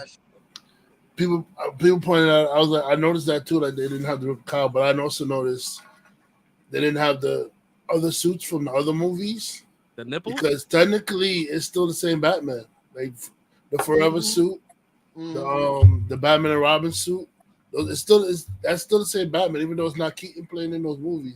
Yeah, it's supposed to be his Bruce Wayne that's still going through those issues in those movies. There is from what they saying online is that we have not seen anything yet. Like as much as they showed in the trailer, we have not seen nothing yet. There is still a chance that we're gonna see a Christopher Reeve Superman in this movie. Yeah, that's what they're saying. They're saying that it's gonna be a cameo, kind of like him traveling another universe and seeing another Superman. They're gonna do a deep fake, and it's gonna be like kind of like one of those. I'm like, yeah, we're gonna see another Superman. Yo, if they doing that deep fake has got to be pristine. They can do it. They can do it. Wow. But we got they saying that it's a high possibility that Christopher Reeves is back. I heard like Clooney. His Clooney's out. That James Gunn already debunked that. He's like, Clooney's not here. He debunked the fact that Clooney is going to be the Batman going forward. They said no. They asked if Clooney was in the movie, and he's like, no, he's not. They can't have Clooney and Keaton in the same movie because they're the same Batman. Timeline. Yeah, they're the same Batman. And he was the worst He was the worst one. Yeah, he really was. No, I heard something saying that basically the end of the movie or the end credit was like Barry's supposed to be staying in the universe with his moms, and that universe being like the Clooney, like where Clooney is at as Batman. Like, so I'm with Red as far as like, yeah, it's supposed to be the same. Clooney and Keaton is the same Batman. I'm with you on that, but I'm saying this is what I heard as far as like rumors and people that seen a cut of the movie saying that that's supposed to be how it ends, and that's how they're gonna retcon the fact that Ezra is not in the current universe going forward. I believe that the whole point of this movie is to reset everything, and I think that we're gonna backtrack all these previous movies and retcon everything. Like the whole scene with the military when the military first meets Zod, not Rafiora. I think we're gonna see that scene, but versus it being peaceful, it's gonna be a battle. Yeah, and I think it's gonna just retcon everything to a point where we're gonna get a Batman where I don't know. He did say that this is gonna lead to the next Batman, right? The Brave and the Bold, yeah. So I guess we're gonna get inkling on who this next Batman is if it's a new timeline. Because I think maybe his timeline that he was in, he can't go back and he has to create a new one where there was no Barry. Because I think there's 3 Barrys in this movie. There's Barry that we saw that he grabbed, and there's a third Barry where the Dark Flash, the older Dark one. Flash, yeah. Batfleck. Yeah, so I think that's what's gonna happen. As you can see, I think got one more movie of Batfleck. I think that the Barry that we see with the long hair that he was like, oh, you stole my face. I think that's gonna be the evil Barry. The reason why I say this because in the trailer you can see the lightning bolt going kind of through his body, and possibly like either giving him his powers or killing him. Because there's also another scene where you see Sasha flying up with a flash in his hand, like holding him, taking him up so he can probably get zapped or whatever. I'm not sure. Listen, this movie. I don't know nothing, to be honest. I think okay, so let me start by saying this. Who do you think is like there's a person walking in to like in a house, like walking into a bookcase, opening a bookcase with a room or whatever, with long gray hair and like a sweater. That's Batman. You think that's Batman? Yes, I think Batman, yeah. I think that's because you also see a scene where like there's a hand like by a picture or whatever. I'm assuming that's Batman's hand. That's his old hand. It's an old hand, and he's opening up the bookcase, and then there's a photo that just released of Michael Keaton without the cowl, and he looks old as fuck, and it's in the same kind of like library setting. Okay, I was thinking that's the older. I was thinking that's an older like Ezra. Like I was thinking that's the Dark Flash that they're not showing or they're not telling anybody about. And that's probably an older version of Ezra that wasn't able to correct everything, and he ends up being the one that turns into the Dark Flash. Nah, that's just an old ass Michael Keaton that hasn't been doing anything for a while and getting in touch with Barry. He's like, I need you back. I need you, something's happening. I need your help. And he cuts his hair. Like he does one of those, like, he's been unkept. He just cuts his hair, and because in the movie itself, it's all gray. Nah, I feel you. I'm just thinking like they try to sneak that in. So you think they just didn't give us any shots of who the Dark Flash is at all in this trailer? No, I don't think well, you see the one fight that they have that he's kicking him. He's kicking Dark Flash. Nah, but I thought that was both of the 2 Barrys. No, there's one Barry. There's a Barry that's kicking the other dark suited fucking. Are you you mean actually kicking, or are you talking about the part where they reverse into each other and then shoot back out? Kicking. Oh, okay. I didn't see that part, so I gotta go back. Yeah. For that. Let me see if I can pull something up.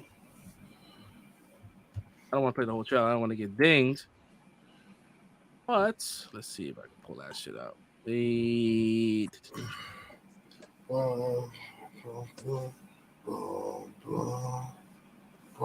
This movie's gonna be fucking sick, bro. I don't care. Like it's gonna be fucking fire. Definitely. Let me see if I can. Thanks. We might get fucking dinged.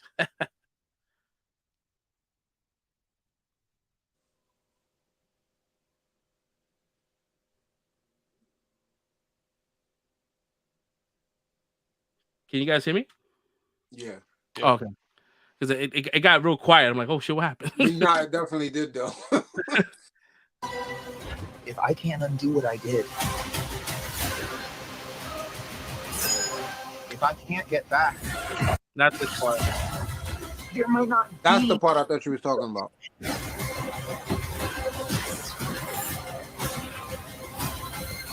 See that? Yeah, but I couldn't see who it was though. No, I but just I mean, assumed, I it's- assumed that was the other Barry though, with the blue lightning. I mean, he wouldn't kick himself. This thing he's kicking right here. That's. I mean, they making sure that you really can't see this character, but he's kicking. So okay, hold on. So do you think there's a third Flash, or do you think like he's just going against the other I Barry? think it's gonna be 3 flashes. 3 flashes. It's gonna be the original Flash that's gonna kill his mom. That's why she died. This one right here, the one with the blue lightning in the frame right now, looks like the one that got the cowl from Keaton. That got the suit from Keaton. because the lightning switched. Before Ezra was the blue Flash, right? And now that he became the faster version, he got the orange kind of glow. So this is the Barry that we saw that just recently got with the longer hair. You gotta remember, flash lightning colors mean something. So right. When the gold flash color means you have a pure contact to the speed force. Blue means you have artificial contact to the speed force. Yep. So this one here, I don't know who he's kicking. Like as you I can freeze it again. See, look, you can kind of see like. Yeah. Ooh. DC gonna dig you, boy. You see, showing off their stuff. Shit. All right, let me play devil's advocate. Boy. Let me play devil's advocate though. Who's to say that's not Zod though? Who's to say that's not Zod with the ship in the That's background? not Zod. You see the fucking ears, bro. You see the fucking. Bro, that's not Zod, bro. I was just looking at the helmet. You see the lightning streaks of the freaking dude, bro. Come on, man. I mean, the lightning streaks from the kick that he just gave. No, bro. On the suit, the dude's suit had lightning streaks. I think that Zod comes to this earth and finds either Barry or whoever and gives him that Kryptonian suit that they've been talking about. Remember they're saying that his armor is Kryptonian? So I think that Zod is the one that gives him that Kryptonian suit.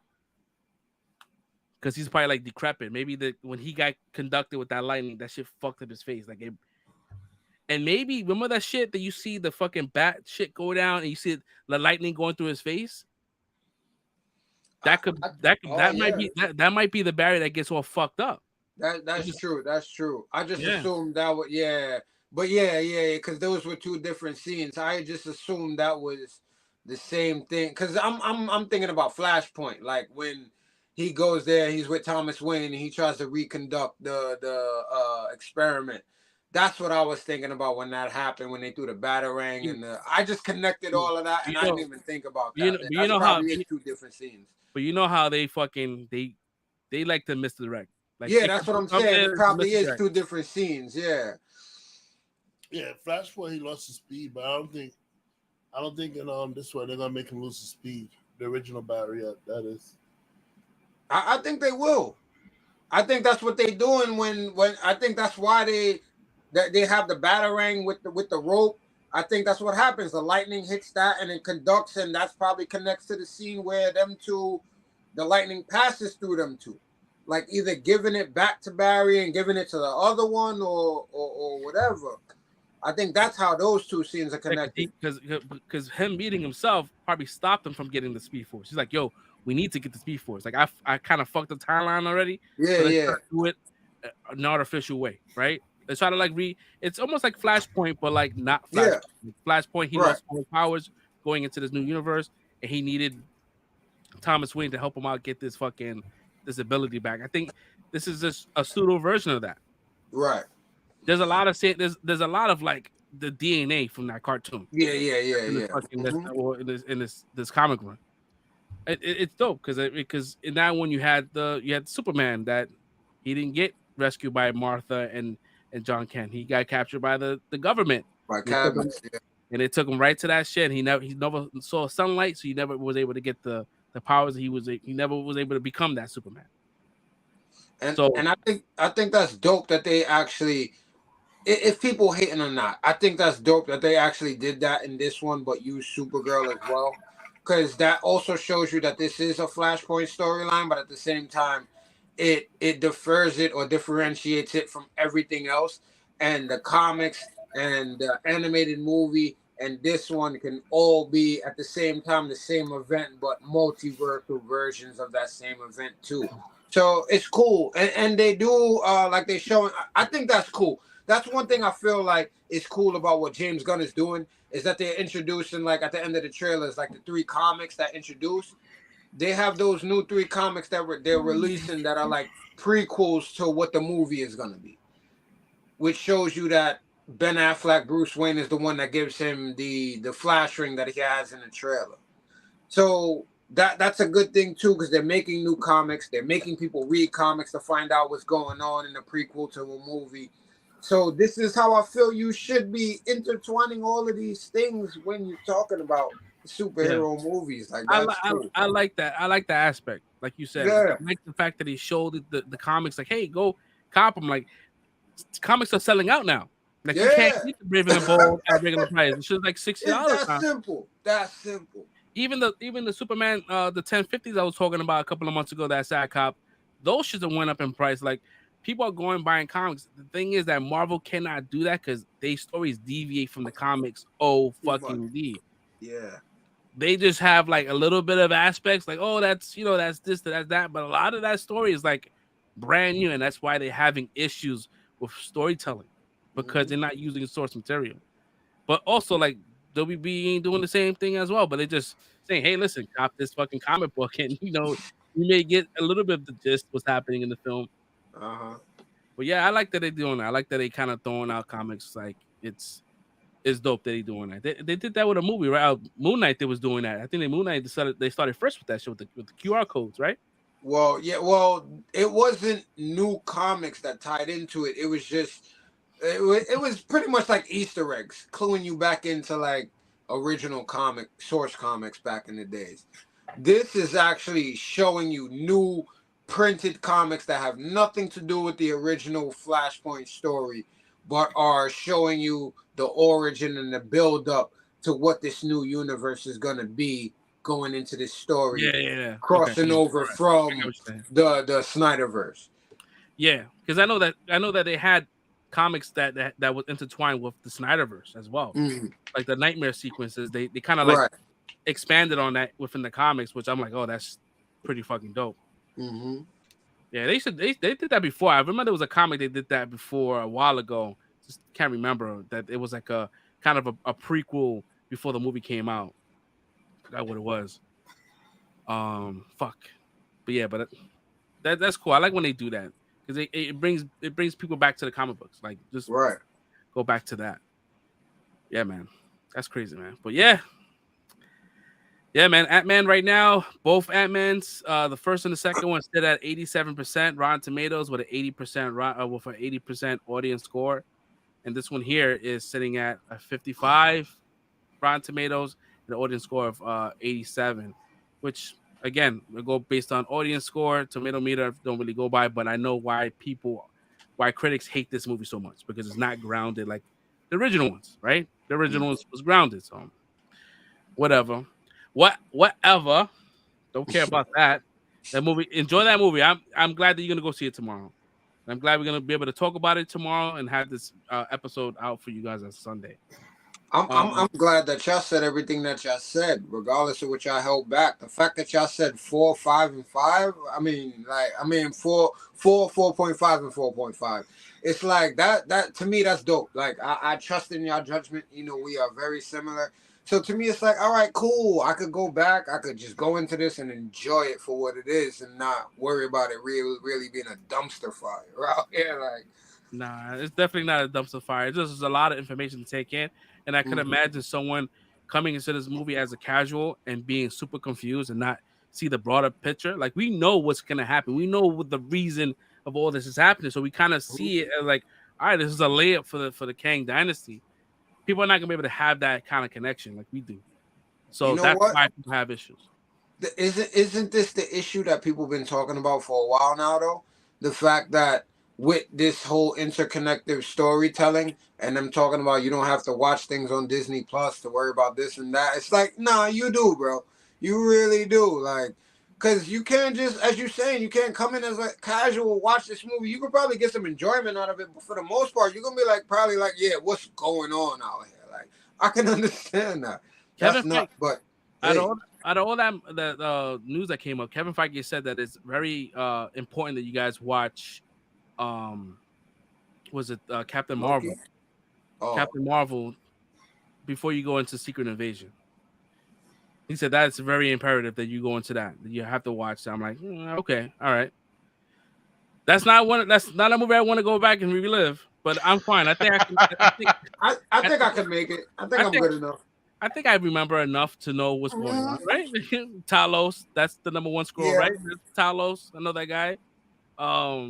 Yeah, his daughter is probably going to be Amelia Clark. So yeah, I'm good. I'm caught up. Yeah, I'm good. That movie had very, and I'm hoping that with the Marvels 2, they allow Brie Larson to kind of like remove the stick out of her ass and let her be herself, because she's a great actress, right? You see in any other projects, she's not like uptight, and this one she was kind of like uptight, and she was not really like relatable. Like I didn't really care about her character. She was like a dick. So now with this one here, and she can be more loose because now she has co-stars and she's dealing with a young lady, and with Monica Rambeau. So she may be able to kind of be more herself, and you kind of saw that a little bit in Miss Marvel when she got warped to Earth. She kind of looked like a teenager that was frazzled, right? And I'm like, oh shit, like she looks less like Captain Marvel. And even in Infinity War or Endgame, it was Endgame. No, it's not even Endgame. It was Shang-Chi. And she's like, oh, I got a call. I'll call you back later. Get my number from Bruce. Like that was kind of like how Brie Larson really is. And I hope that character kind of like translate into the Marvels. I don't got a number. I hope they do, because like to me, I have a theory, right? Like I think, and this is why I'm like, I don't want to go against what you're saying, but I feel like listening to what you're saying based on my theory, I feel like that might be hard, because I feel like no, because I all right, just listen, hear me out real quick, right? I think her and Monica are gonna be at odds, bro. I think Monica's gonna have beef with her because she hasn't been around and her mom's passed away and she didn't come back. Whatever it was that she was probably doing that was important, I feel like Monica's gonna have beef with her, bro. Like my mom was passed and you was nowhere to be found. Like, so yeah, and then you finally come back. Yeah, Thanos was here. You popped up, whatever, and you dipped out again. It's like, I think she's gonna have beef with her. And how the hell Monica gonna have that beef? Monica wasn't even there. Wasn't where? She wasn't there. She wasn't there when her mother passed away. Blipped. She got the beef. Yeah, that's right. She got blipped. She was blipped. No, but at the end of the day, she don't know. She does not know if Miss Marvel, if Captain Marvel showed up by the mother's deathbed and say goodbye to her. I hear you on some last second shit. Yeah, possibly. But last second. No, but yeah, but let's be real. What in the passive aggressive shit with? No. I'm acknowledging that it probably could have happened on some last second shit, right? Because she did get blipped. I'm not trying to like be like, no, you're bullshit. No. So yeah, possibly. But I feel like Monica was probably by her mom's deathbed for the longest, and this chick was not around. I feel like she's probably gonna have some beef with her. So that's the only thing I'm saying, is that I feel like there's gonna be some type of contention between the two of them. And I think Iman Vellani, which is probably why she steals the show, is gonna be the one that's probably trying to get them to all like chill out, like, yo, we're superheroes, whatever we gotta save today. She's gonna have that little kid jovial like point of view, but I feel like you're gonna have to ground this in something, especially with it being out in space and people teleporting and they're supposed to be swapping. I feel you too, but feel you too. But when Monica got blipped, her mother was just doing a hospital visit. She left the hospital, was working. After Monica got blipped. And then she went back in and died from cancer. Wait, say that again? When Monica got blipped, the mother was in the hospital. Right. But she came out the hospital. She was working. She went back to working, doing whatever she does for that with that sword. That sword shit. And then she died later of the cancer. She was? She came. I didn't know she came out. She came out the hospital. Oh, okay. I didn't know she came out. I thought Shorty got blipped and then she died like soon after that. And I get it. That might be like an issue. If you remember when sorry, Fresh, but if you remember when we did what the Wanda Vision or some shit like that, the dude who took the mother's position said your mother put protocols in place after the blip and all that stuff, whatever, to so we have to follow it. So I mean, the mother went back to work and she did stuff before she died of the cancer. Okay, I can understand that. I'm just saying from my point of view, I didn't look at it like that. No, for real, bro. I'm not trying to. I'm not trying to debate. I'm just saying. Like I thought the mother was like integral in the building of SHIELD, and she was like the head of all of that at the time. I thought whatever protocol she put in place was already put in place before she got sick and ended up in the hospital. I didn't look at it like she was in the hospital, came out, then put the protocols in place. I thought all of that was already set up before she ended up getting put in the hospital. I think when she got put in the hospital is the day she found out she had cancer. Yeah. And then I think that's when she got blipped, and then she had to kind of like continue her life with the cancer. I don't think she was in the deathbed like dying. I think she just found. This is me speculating. She could just be finding this information out, and that was it. Because maybe she had like an episode where this is how she found out she had cancer. She probably passed out. They brought her to the hospital. Yeah, your mother has cancer. Da, da, da, da. She gets blipped. I think that how they're gonna play it off, and they probably do like a quick recap of Endgame when she comes back to when she saves Tony, brings Tony back to Earth. I think that she goes to find her friend, and I think that we're gonna have a scene with her and her best friend. And she's gonna tell him like, yes, she got blipped, and that just was kind of help her propel to help this narrative to bring these people back. I also think like if they add odds, that's not gonna take up a lot of storyline. That's a quick conversation, bro. And if they make that shit last, then I'll hate. I think it's just gonna be undertones. I'm not saying that's the point of the movie. I'm just saying that's gonna be the undertone of their relationship throughout the movie. She's they gotta work out.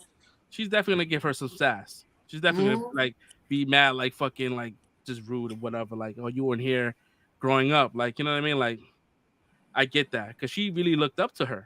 And for her to kind of like disappear and not see her until she's in her 30s and shit.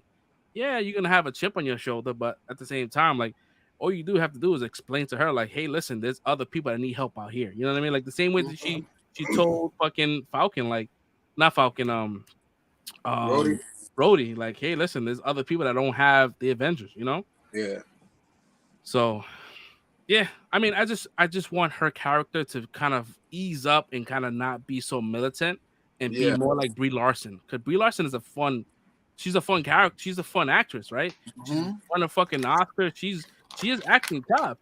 She just doesn't have. There's a lot of baggage that comes along with her, right? With the whole like her hitting men and her hitting this, and that kind of like that narrative kind of went away. And she kind of like, you know, got some good roles and did some good things. I just think that her character needs to kind of like ease up and be more like, you know, friendly. Right. If you're more friendly, then it's gonna be good. Because Captain Marvel was not that good. It was just Brie Larson that bothered me the whole entire movie. And Jude Law, like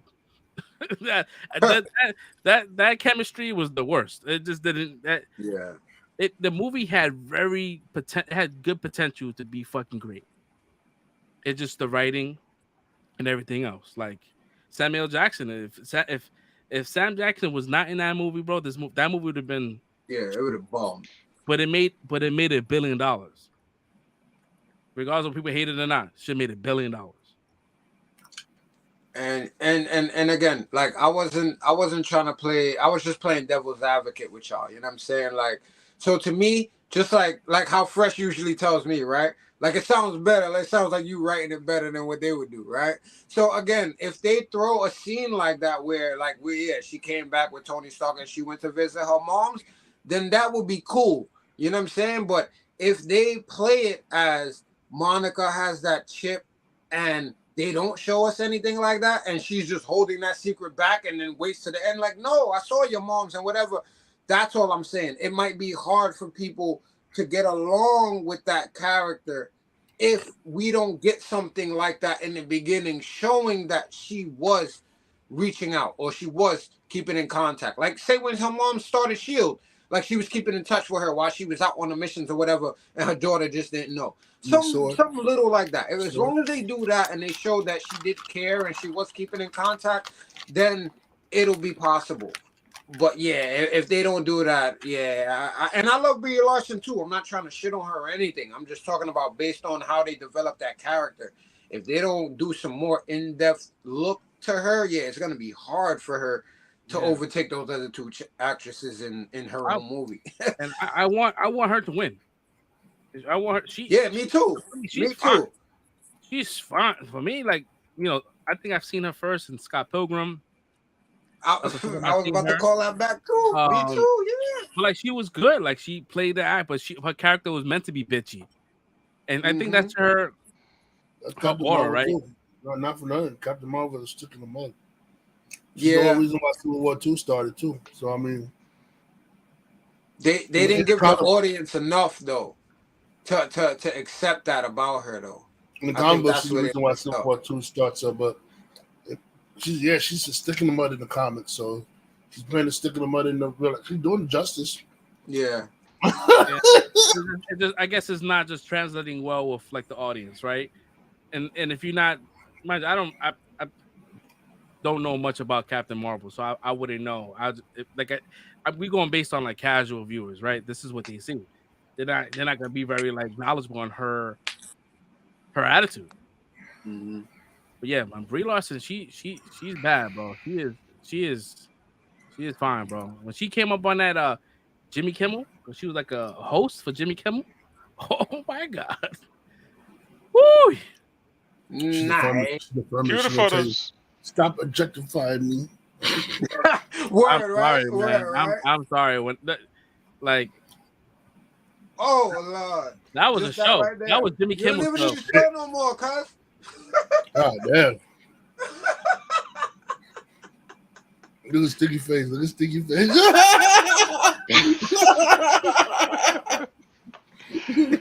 No, like, come on, man. We want her to win. We want this movie to be good. Like, we only got a taste.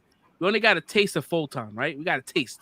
When we saw that shit, we saw the energy. It was like, oh my god, we can't wait. And we got nothing but a cold fart. We need to see the Marvels, right? I can't wait for her to really go binary. I want her to go binary and for everybody to lose their shit. That's what I want. I want her to get her moment. Yeah, same with Miss Marvel. Even though she's not like a Terrigen Miss baby, but she's like, you know, from what we saw, like with her having that one bangle, she was powerful. Just imagine with the second bangle, what she can do, right? You know what I mean? It's gonna be crazy. Like, and I love Miss Marvel. Like, that's probably one of my favorite Disney Plus fucking Marvel shits. Like that was it was a good. I mean, it was kind of like corny parts, but like other than that, like I oversaw them. It was a good story. Good soundtrack too.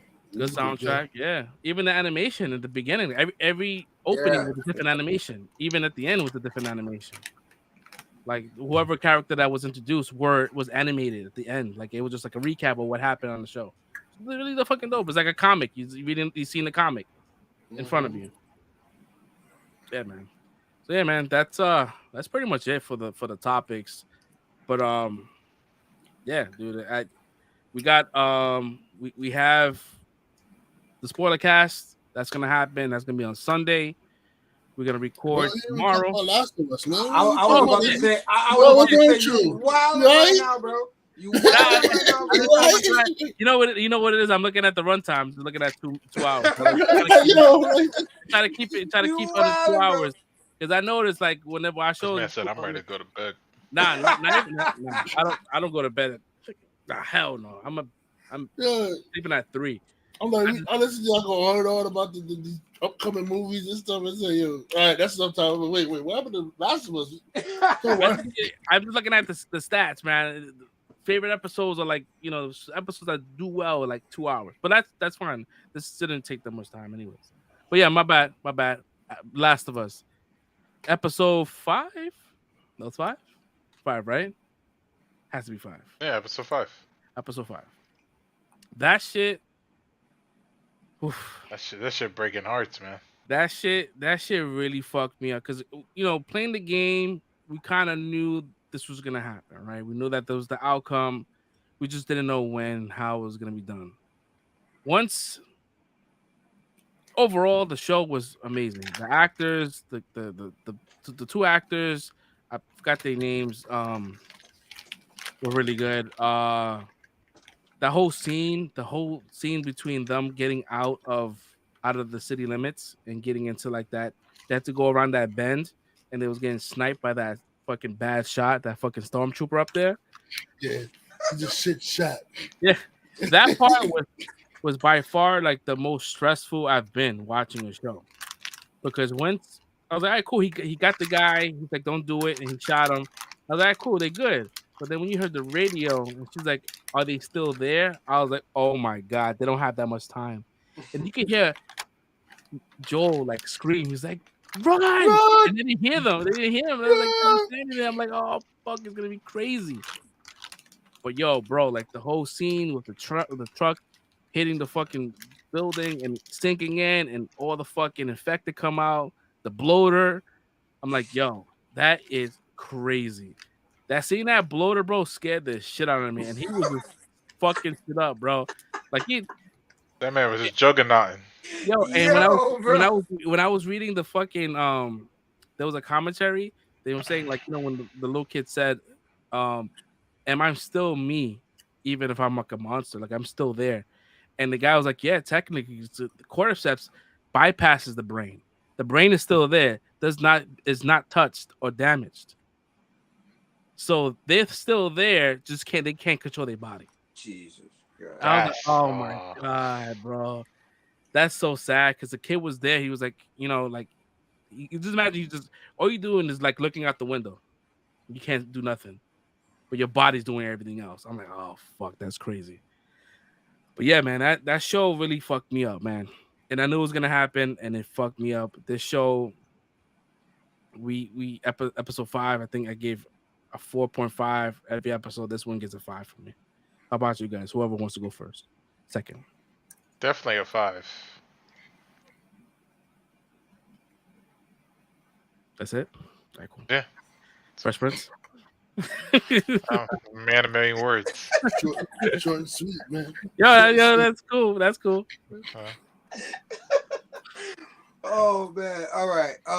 So I guess I'll take his time and my time, right? To the man of a lot of words. Yeah, right. Here we go. Go. Buckle up, people. It's gonna get dry. My man's gonna be like, Hold up. Real quick. Real quick. Like, okay, so going into this episode, right? I was already feeling bad, like, yo, why I didn't connect to the previous episode or whatnot. And you know, Red kind of gave me some insight to that. You know, I don't have a significant other like that, so probably that's why I didn't connect to this. Even though that was like his little brother, it was like a surrogate father situation. So of course, this is where they got me, and I already knew what was gonna happen. And I told y'all last week, they're gonna get me next week. As soon as I knew they was coming in, I'm like, they're gonna get me next week. I know it's coming. And it happened. I shed a tear, even though I knew it was happening. I want to continue to give this show and these to give the creators as much props as possible, right? Because for everyone, when we talk about, like, we were just talking about comic book movies and stuff, right? And we like, yeah, they stray so far away from the comic book source material that it's like, it's not even the same. But this is a true adaptation right here. Like, they continue to just take source material and expand on it. And whatever it is that they change it to make it better for either the people that know the game or for people that don't know it to get you more invested. And I just love that. There's been so many things like going into the sewers and you had the little poster or the little picture of Ish. Like, I'm not going to go into all of that, but for people that played the game, they know there's a whole storyline with Ish and developing a whole community underground. Like, so they acknowledge that. Just the differences between, you know, the fact that the brother wasn't so hard in this one, and the fact that they made the younger brother, the fact that they made Sam deaf in this, I just give them more props for that, because that automatically makes the brother be a softer character, because you have to deal with a character that has a disability. And I just loved everything that they gave. I'm mad that, you know, just like last week, we had a side episode with 2 separate characters in their whole life. I'm kind of upset that we didn't get a full episode of these 2 together. And that's kind of what got me to the end. Like, maybe they'll still make it. Maybe we'll get to the next episode before something happens. But once you get to the end and people that played the game, once you see the environment, you already know what's about to go down. And everything about it, like the fact that Ellie cut her hand and tried to cure him, like, I'm like, yo, watching it, I'm like, that's bullshit. You can't do that. That's gonna like just derail everything that the show is about. But at the same time, me knowing what's gonna happen, I'm like, fuck it, like, please let it happen, because I don't want it to happen to the kid. Like, a little bit of me wanted it to work. Yeah, a little bit. I was like, that this should work, right? Like, this should work. And that's what I mean about the changes that they do to improve the experience for people that played the game and know what's going to go on. You know, we watch Marvel and we watch these things and we know what's going to go on, and we theorize and we're like, we know, we act like we're too smart for everything. So in that moment, I just appreciate that to keep me invested to the point where I'm like, nah, that's dumb. But I'm still, my emotions are fighting against my common sense. Like, please let the kid survive. And it's like, it happens. And like, it is what it is. I don't want to call it beautiful, but at the end of the day, the writing on this show continues to be beautiful in all of its gore and all of its craziness. The fact of the motto of this show, for anybody that has listened to the directors and the makers of the story, talk about like love and how destructive love can be. Not as love being a hope source like we're used to, but just exploring how destructive love can be. Just continues to be a brilliant like display of what they put on every week, man. And I'm fully engaged and just fully want to continue to ride with this story. I'm happy, man. I don't want to jump to a 5, even though I was highly invested, but I still had problems that I'm not going to go into because I don't want to keep talking for too long. But I'll give it a 4.5. It's little things like the sniper part, like you talked about. It's like in the game, I'm still expecting somebody to pop out. Yo, bro, look out. There's somebody around that corner. But nah, he just got to the sniper mad quick. And it's like, all right, I guess for pacing purposes, we had to do that. But yeah, you know. And Ellie was just super naive, right? Like, you know, the little motherfucker got bit, right? You telling me that you went to sleep in 15 minutes and was cool with that shit, knowing that he got bit? Like, she really thought that her blood was gonna work. Yo, bro, my eyes would have been open, like waiting 15 minutes. Like, he's gonna turn. I looked at that as still the childhood innocence of her hoping, because everybody's telling her she's the cure, right? She's the savior. I was looking at that as just her confidence and hope in the fact that it would work. That she allowed herself to fall asleep. And it was super sad that the kid chose to look out the window to see the horizon. Like he chose to sit there to look like this is a beautiful, like, and that's what he churned. I was like, she lied to me. She said you're gonna stay with me. Word. What's your thoughts, man, on this, Red? Oh, my turn? All right, cool. Yes, sir. So when I saw this one, this one had me a little emotional, man. I can't lie, because I did shed a tear because I was thinking about what if I was in that situation where, like, that a loved one of yours is infected and going crazy, and like you have to put that loved one down because they're infected. It was like, Like, imagine you had to put your son down, yo, because your son is affected. Yo, like that shit cuts deep, bro. I thought about that shit. I'm like, yo, I mean, I'm like, yo, like, and then immediately after he shot him, he's like, what did I do? I was like, bro, I felt all that shit, yo. Like, yo, he's like, what did I do? The immediate regret of the situation. What did I do? I said, I knew it. I said, bro gonna shoot himself, yo. He had nothing else to live for. He was living for his brother or his son, his brother's son. You could call it both. He was living for him. Like even when it came down to this crazy dealing with this crazy bitch with her little handgun, her Desert Eagle and shit, and he was like, "Yo, I'll give myself up. You let my brother live." Bitch talking about, "Oh no, he gotta die too." Like, no, he just. I'm like, you hear the crazy shit bitch was saying? Yo, Like, she hit him with the camera. Like, yo, like, kids die every day, like, B. He should have died a long time ago. Kids could die. It's okay. I'm like, what? Like what? Yeah. Yo, I was like, yo, this bitch is lost. Yo. She lost her mind. But again, I love the parallel. Not to cut you off real quick. I love the parallel how they had her die by the little kid that ended up coming in chasing Ellie. That's how she died, talking all that shit. Mm-hmm. So again, the writing in the show is beautiful, bro. It's crazy. Bro, that shit was crazy, man. And he's already ready to sacrifice himself. Like, yo, just take care of my brother. I'm gonna go do this. And when you know what happens, just run. I was like, matter of fact, when that whole swarm of craziness come, I said, even though I knew someone was gonna get one of them was gonna get bit, I was like, yo, come on, man, don't get bit. I was like, please don't get bit, kid. Don't get bit, kid. Come on, kid, don't get bit. But I knew the kid was gonna get bit, yo. And I was like, the way he was sitting there in the hotel room, he was like, and he didn't really want to play like that and stuff like that. He was worried, and then he showed Ellie. Those fucking bastard clickers. Bro, that shit, yo. Somebody started cutting onions, man. Onions was being cut. That man, that shit hit me emotionally, bro. I was hit. Yeah.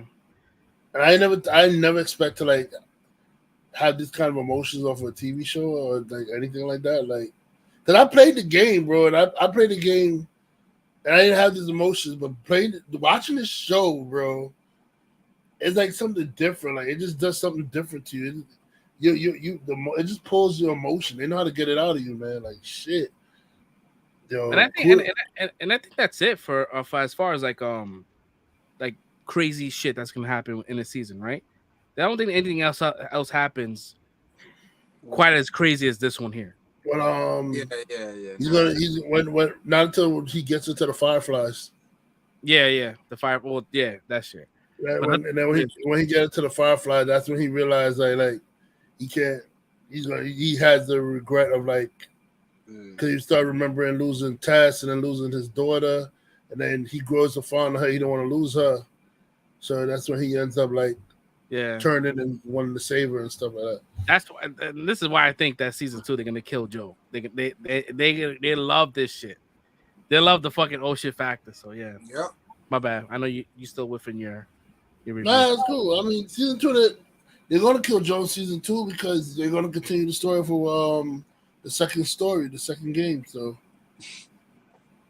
Joe get X in the game. So pretty sure he's gonna get X'd out in the show too. That's gonna be a very fucked up episode, and I'm gonna be pissed. Yeah, because we're all attached to him. I'm attached to, and when I heard about Pedro Pascal getting cast as Joel, I wasn't like a fan of it. I was like, oh, at least doesn't seem like it. But like watching him, like, damn, this guy fucking kills every single time. Although they aged him up in the show, because they made him older in the show than he is in the game. Because in the show he says I'm 56, where in the game when he's doing all this stuff with Ellie, he's like 53. I think that it's his real age. Yeah, probably. Yeah. Pascal 53? Huh? Pascal's 53? No, he's 56. He might be 56. Yeah, he's like 55, 56. Because in the show he says I'm 56. But I know in the first game, during the events of the first game, he was 53. Joel. The character Joel was 53. Yo, did anybody realize that the Initiating dude fact check. that got his head ripped off by the dude that got his head ripped off by the bloater was the original 57? Tommy in the game? He's 47 in real life. Oh, 47. Oh, okay. Yeah, I was like, damn, bro. Okay, I was like, damn, I don't think he's that old shit. He looked I know good for he his was up age. there. I gave him way too much, but yeah. You know, that's crazy. That's only 7 years older than me, bro. Now Fuck you no, know bro. what it is? It was I'm stuck in the point of when he was in the show. He was like, "Yeah, I'm 35." I'm like, "Nigga, nah, you way past 35." That's what it was. Yeah, but yo, did y'all notice that the original the dude that got his head ripped off by the bloater? That's the original Tommy in the video game. Yeah, that's Tommy. Yeah, he plays. Yeah, he plays Joe's brother in the video you know game. Perry wanted an epic death in this joint, bro. You know he asked for an epic death. Dude, he fucking got tore half. Like That was crazy. Captured, yeah. That shit fucked up. He's like, go leave because this motherfucker is charging, and that was a practical suit. That was a practical suit. I mean, they did a little bit CG on top of it, but the suit cost them $500,000 to make that suit. That's crazy. To make that was dope though. They got my anticipation of like playing against them in the game and how quick they move. Like I ain't gonna lie, that was like a linebacker coming at you at like 8 foot tall, bro. That was. I heard they're adding new infected that's not in the game. They're adding different versions of it. Oh, really? I think there's 3 now, right? You have the regular infected, you have clickers, and you have bloaters. I think they added the runners. They had the damn. What are they? They had the the stalkers. They had the stalkers too. They had the runners, the stalkers, the clickers, and the bloaters. They had all 4 so far. With Those this are week. stalkers. The stalkers are the one that have little vines coming out. Yeah, right? the ones that are just starting to get the vines coming out of the holes and stuff. Yeah. All right. So back to my review. My bad, bro. No. Deep monologue on my review. I'm like, okay, let me just let them finish. Get out the system. But also I was saying this episode definitely shows where it cements where Ellie makes a decision where she's gonna be like, before you could tell when she was going to the Firefly, she really didn't want to die. But I think after this episode with this kid, what happened to him, she that's where she confirms that, like, you know, I'm gonna sacrifice myself so we can find a cure to end this disease that's going on in the world and stuff, because everything's too crazy. And I think this Joel burying the brothers is where he says, nah, I can't let this girl die. Like in his head, he's like, I think in his head, he starts becoming fond of like Ellie. You know what I mean? Like he looked at it like, yo, damn, this could be either one of us. So I gotta take care of this girl. So I mean, I'm looking forward to like the future episodes. This one I'm gonna give a 5, yo. Like I didn't find anything wrong with this episode. I'll give it a 5. Yeah. It's crazy. It's a good score overall between the whole entire panel. So this show keeps on hitting. Next, I saw the previews for episode 6. That shit looks even crazier. So yeah, baby. Yeah, he did. Winter's coming. Yeah, I was watching with Steph and she said, "Oh, they are they bleeding into part 2?" I'm like, no, this is just like another season. Yeah. It's a seasonal thing. Because she remembered me playing the second one, and it started off with Ellie hunting for rabbits and shit. So she just automatically thought, man, and it's just coincidence. Because it takes them so long to get there, they don't have a car anymore, so they have to walk. So that was fucked up, man.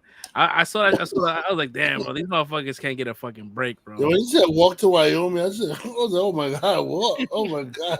Now we got to get the horse back soon. We're gonna find some horses soon. We go. Yeah, they gotta find some horses. Then with the horses comes the other shit. So let's go. And you can see like the bond between him and his brother. When he saw his brother for like the first time in a very long time, you can see the tears running through his face. Like, because it must have been so long. Like they were so close with each other, and then because he was kind of a last family he got. He got no more family after him. Yeah, yeah. So, and I guess shit, man. I can't wait, man. We got a couple of more days. We're gonna watch that. And yeah, that should be it. Cool. We got that out of the way. We're gonna close out today's episode. March 1st is the Mandalorian. Just to let you March know. 1st. Is it March 1st or 15th? March 1st. First. March 1st. Oh shit, that's like 2 weeks. Yeah, brother, it's coming. It's coming. It's gonna be one episode the first week, or they're gonna give We're us gonna get Last of Us and Mandalorian at the same time. Ooh. Double Pedro. Yeah, double Pedros. Let's go, Papa Pedro. Let's go. Yeah, we're gonna get paid. I think that's gonna be it's still a Wednesday release, right? Or they moved to Friday. It'll probably still be Wednesday because Andor was coming out on Wednesday, so it'll probably be the same. Oh, I can't wait for Andor too. Oof. Damn. Anyways, guys, thank you so much. We're wrapping up today's episode. We will be back for the spoiler cast on Sunday. We're recording the episode tomorrow and be out by Sunday. Not quite sure the exact date. I will put it on our Instagram or our TikTok. So just follow us on TikTok, Instagram. I'll put the date on when it's actually releasing. I'll give you guys some time to watch the movie and enjoy it, and then come back to us and kind of chat it up with us. I mean, it's pre-recorded, but you could throw out your questions and we can answer your questions within the chat. Yeah, man, that's pretty much it. Thank you so much. We appreciate the followers, man. We got 7 more followers. Thank you so much. It's looking like we're gonna hit 1K by this year's end. So let's get it. We got to get 1K. Once we get that 1K, and once we get, I think 1,000 hour watch time, we monetize, baby. Let's go. Let's get it. So, yeah. So until next week, guys. Peace out. Peace. Well, I'm going to say goodbye. Frankly, my dear, I don't give a damn. You don't mean that. Do you want to say something to the group, Mr. McMurphy? It's never goodbye.